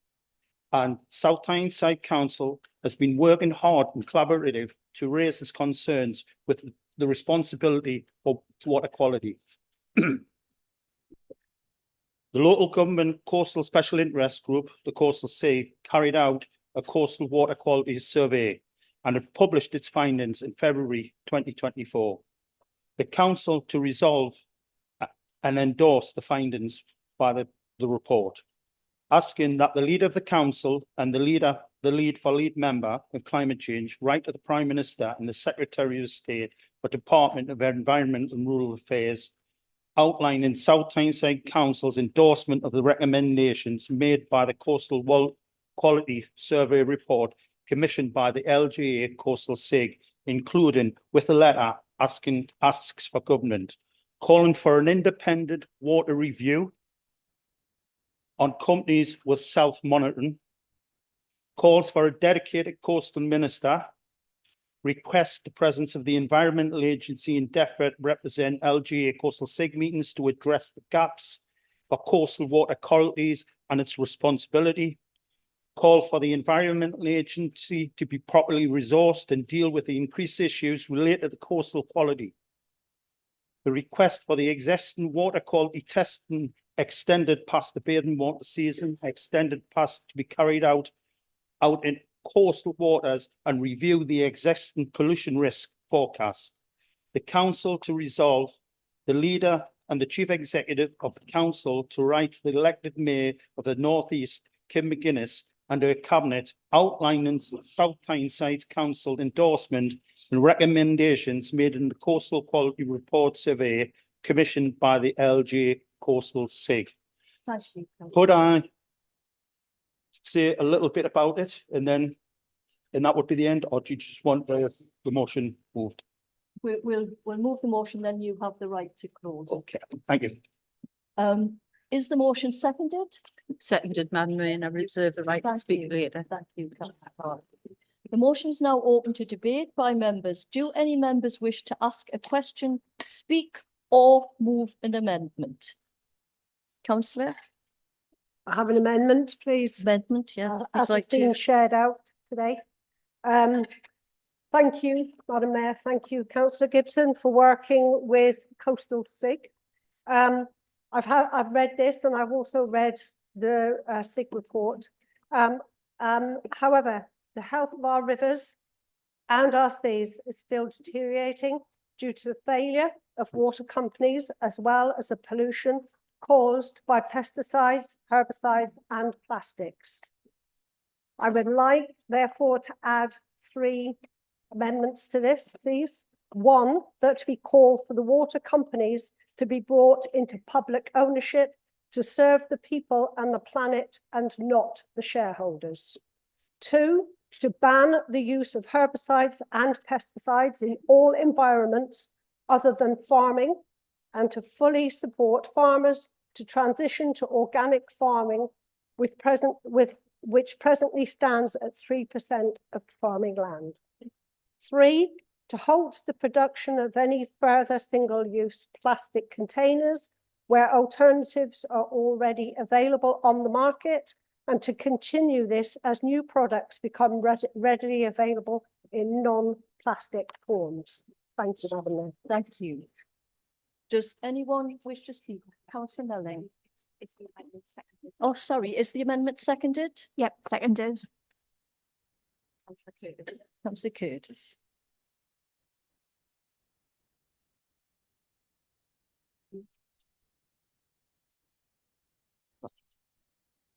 Do any members wish to ask a question or speak on the amendment?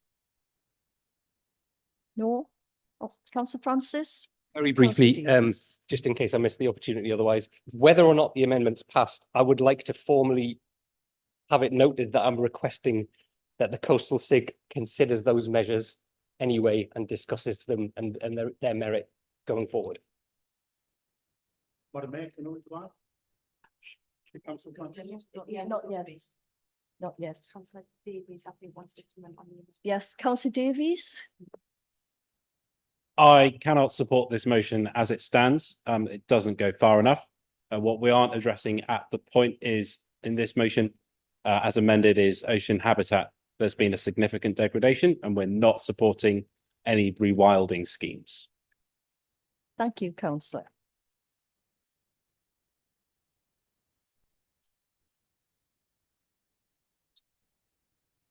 Is the amendment agreed?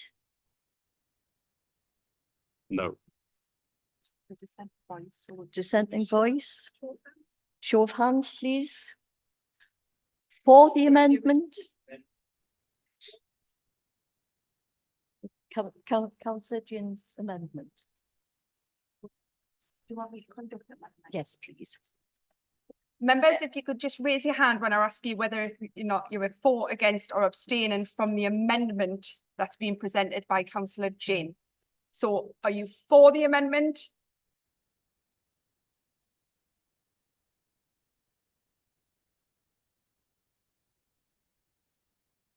Are you against the amendment?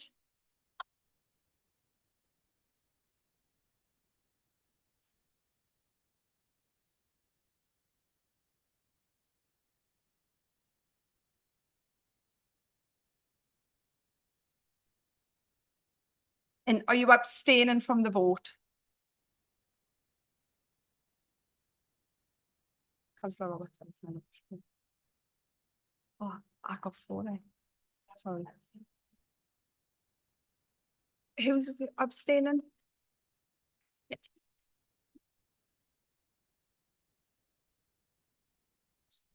Amendment put forward by Councillor Jane is not agreed. It's 25 vote against. 10 votes in favour and 4 abstentions. Right. Councillor Gin's amendment has not been agreed. There was 25 against, 10 for and 4 abstentions. Therefore, I will now ask Councillor Gibson, before we move the original motion, I will ask Councillor Gibson to... No. So it's the amendment's not carried, Madam Mayor, so it remains unchanged, and then other members may ask a question. Right, sorry, I'm so sorry, members. Do any other members wish to ask a question, speak or move another amendment? Councillor Davies. Can I move an amendment that after the current asks of the Secretary of State, we call on the government to fund and place more rewilding schemes and continue to protect our coasts? How I do that, I don't know. So you have to make it really, really clear. Yes, please. So what would ordinarily happen is members know there's an annex and a protocol that we'll really try our very hardest to follow. When it's done on the chamber floor, there's still a requirement to make sure that everybody clearly understands the amendment, and that would usually be done by handing it to the mayor and the chief executive and making sure, and I appreciate you can't do that right now, but I think you need to, again, just really clearly say what it is and where it is and exactly what you want to put in so that the mayor can write it down and make sense of it before the chambers asked to comment further on your amendment and decide whether or not it's agreed or not. So to call on the Secretary of State to fund and resource our rewilding of our coastal seas.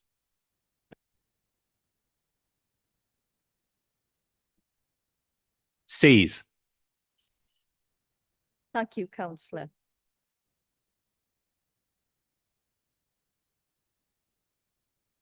So we will Madam Mayor, you'll go through that process we now again. go through the So process does anyone again. want to comment on We- that amendment? Does anyone wish to comment on that amendment? Right, we will now ask. Councillor Gibson. Oh, wants to sorry, comment on the Councillor amendment. Gibson. Can I? Yes, yes. It's just to reassure the member that the new Labour government is looking at every aspect. And we're looking at waterways, we're looking at stronger shores, which they're developing. They're looking to rewire on the coastline, habitats, looking at sea life. There's going to be massive investment within the coast, waterways. That is one of the promise the government is absolutely bringing. And the positive £5 billion is going to go into it. So the green energy, the green agenda, coastlines, cleaning up, but also there's going to be stronger powers, because you've got these water companies who's polluting, vandalizing our ocean, basically killing our sustainable future. Now they're going to be heavy fines. They're not going to be like the small little fines they had, and that will be invested in the ocean. So that will be happening very soon. So it's just to reassure you that will happen. Councillor Francis mentioned, Councillor Francis, it's in here, but what you had mentioned about, sorry, yours, sorry, I can't come back to yours. It's just about. Can't come back to yours, right, sorry. So I reassure you that will happen. Thank you. We did skip Councillor Davies' amendment seconded, so we'll just need to do that now. Right. Was Councillor Davies' amendment seconded? Councillor Ford? Yes, thank you. Right, we will now take a vote on Councillor Davies' amendment. Show of hands. So, thank you, Madam Mayor. The amendment put forward by Councillor Davies, if I've got this correct, is to add another bullet point on the motion that says to call on the Secretary of State to fund and resource our rewilding of our coastal seas. If I ask if you're in favour for that amendment and that insertion into the motion, can you raise your hand, please?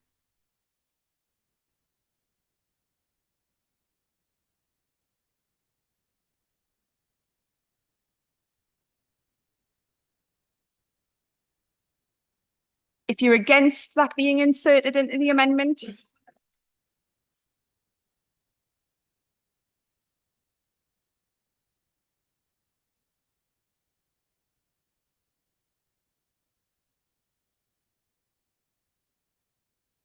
And I don't think they are, but I'll just double check there's no abstentions. So, Madam Mayor, that amendment is not agreed on the basis of 23 votes against and 17 votes for. Right.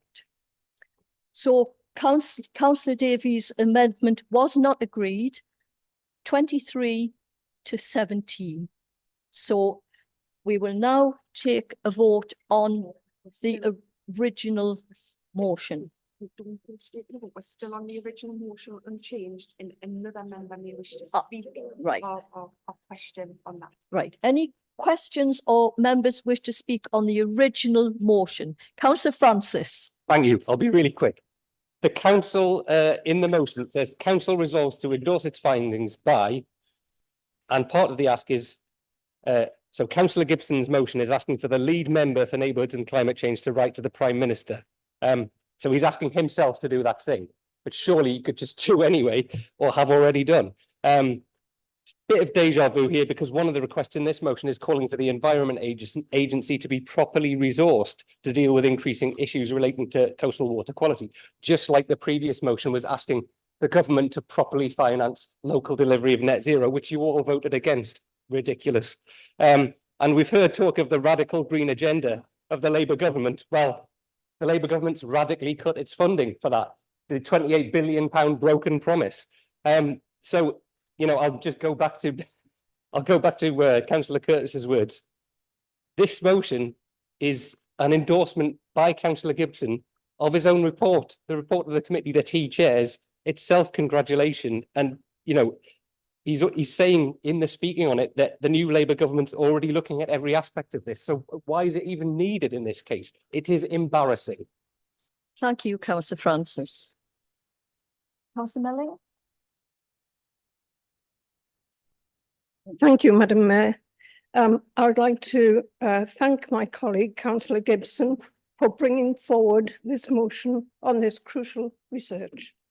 According to this report, 60% of councils surveyed were impacted by water companies discharging sewage outside of the allowance permitted by the Environment Agency. 60%.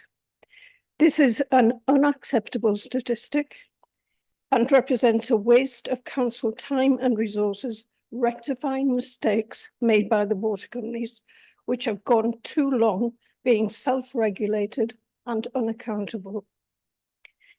Sewage discharges were supposed to alleviate exceptional circumstances, but are now routine. In 2022, over 301,000 discharges took place, averaging 825 a day. In the financial year 2022-23, water companies made £1.7 billion in pre-tax profits. This was up 82% since 2018-19. Again, in 2022, £1.4 billion was paid in dividends to shareholders. Up to 2030, millions of households with will pay an increase of £624 to fund the dividend payouts. On top of the £624, there will be an additional increase of £425 to fix the sewerage system. That's a total of over £1,000 per household. I fully support the work of the Local Government Association Coastal Special Interest Groups, taking the steps to hold water companies to account for the effect of excess sewage on local authorities and the residents they represent. Hard-working families face increased water bills to pay for sewage cleanup and to pay dividends to shareholders. It's just not acceptable. Thank you, Councillor. Councillor Gibson, as the original proposer. Oh, sorry, Councillor Kennedy, Councillor Brennan. Thank you, Madam Mayor. I just find it laughable coming from the other side of the room when I sit in planning month in, month out, and housing schemes that are going to add to these problems are ratified and pushed through by the members on the other side of the room. And now we're talking about cutting pollution because Labour's got into power. It's a disgrace. Thank you, Madam Mayor. Thank you, Councillor Kennedy. Councillor Roberts. Thank you, Madam Mayor. I'd like to thank Councillor Gibson for his report. I think it's very good. The only problem I've got with it is why on either side of the chambers would all vote against David Francis's motion and Councillor Davis's motion, when the only thing them two motions are doing is strengthening his case in the first place. I can't understand it. But where Councillor Gibson's doing, I know he's doing a lot of work on the ocean, and I've always said it's a great thing the ocean is looked after. You know yourself, I've talked with my grandson all the time. The biggest problem we've got is the water, the sewage in Roker, which is coming down here. How are the council going to stop that? Because obviously we've got tides, we've got waves, we've got currents. And the only thing I can say is, Councillor Gibson, I would love to call you now Moses, because you're the only man that's going to part in this water to stop it coming down here. Thank you. Roberts. Is it Councillor Brennan? Councillor Brennan? Thank you, Madam Mayor. Sorry, Councillor Gibson, you mentioned that your Labour government were going to target water companies and basically go after the spillage, basically, that should only be under exceptional circumstances. Is that right? No, not that. Water companies, most water companies are going to be put under special measures. That's going to be implemented immediately because the cost, I mean, Margaret's just mentioned the cost to the public, the shareholders squandered the money over the years, but they should have been invested in your water company. Councillor Roberts has just mentioned about, you know, two things in this report outlines combined sewage, dry sewage spills. This is having an impact massively on our communities, and it's about time water companies were brought to account. And this is what we're doing. Tomorrow, I've actually got a meeting with Ofwat to discuss this, and we're trying to move things forward. Within the next few weeks, we've got a meeting with the Environmental Agency, who will be receiving more powers, and I can update you once I find that out anyway. Yeah. Councillor Brennan, would you like to finish? If I can, thank you, Madam Mayor. It's just, will the consumers, the people using the water, be protected from price rises by your government? Obviously, you're going to force water companies to change their ways. Will that be passed on to the consumer via price hikes, or is Labour going to protect the consumer?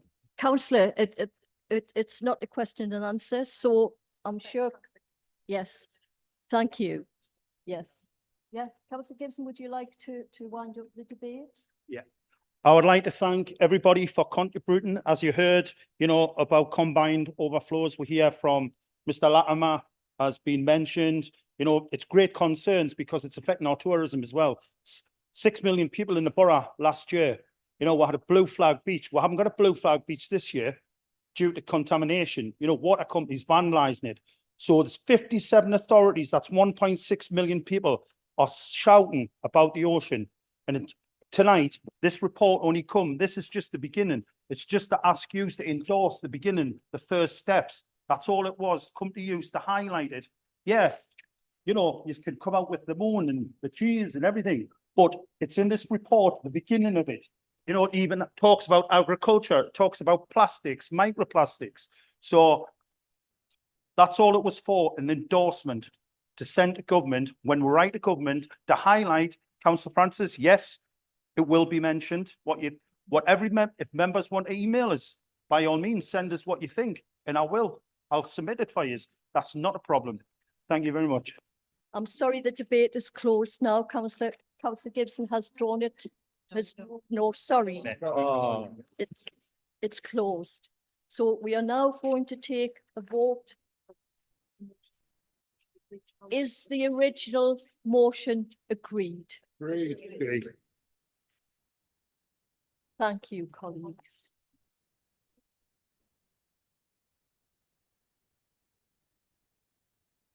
Colleagues, that concludes the business of council today. I thank everyone, including those in the public gallery and watching from home, for their attendance. You have all been exceptionally patient.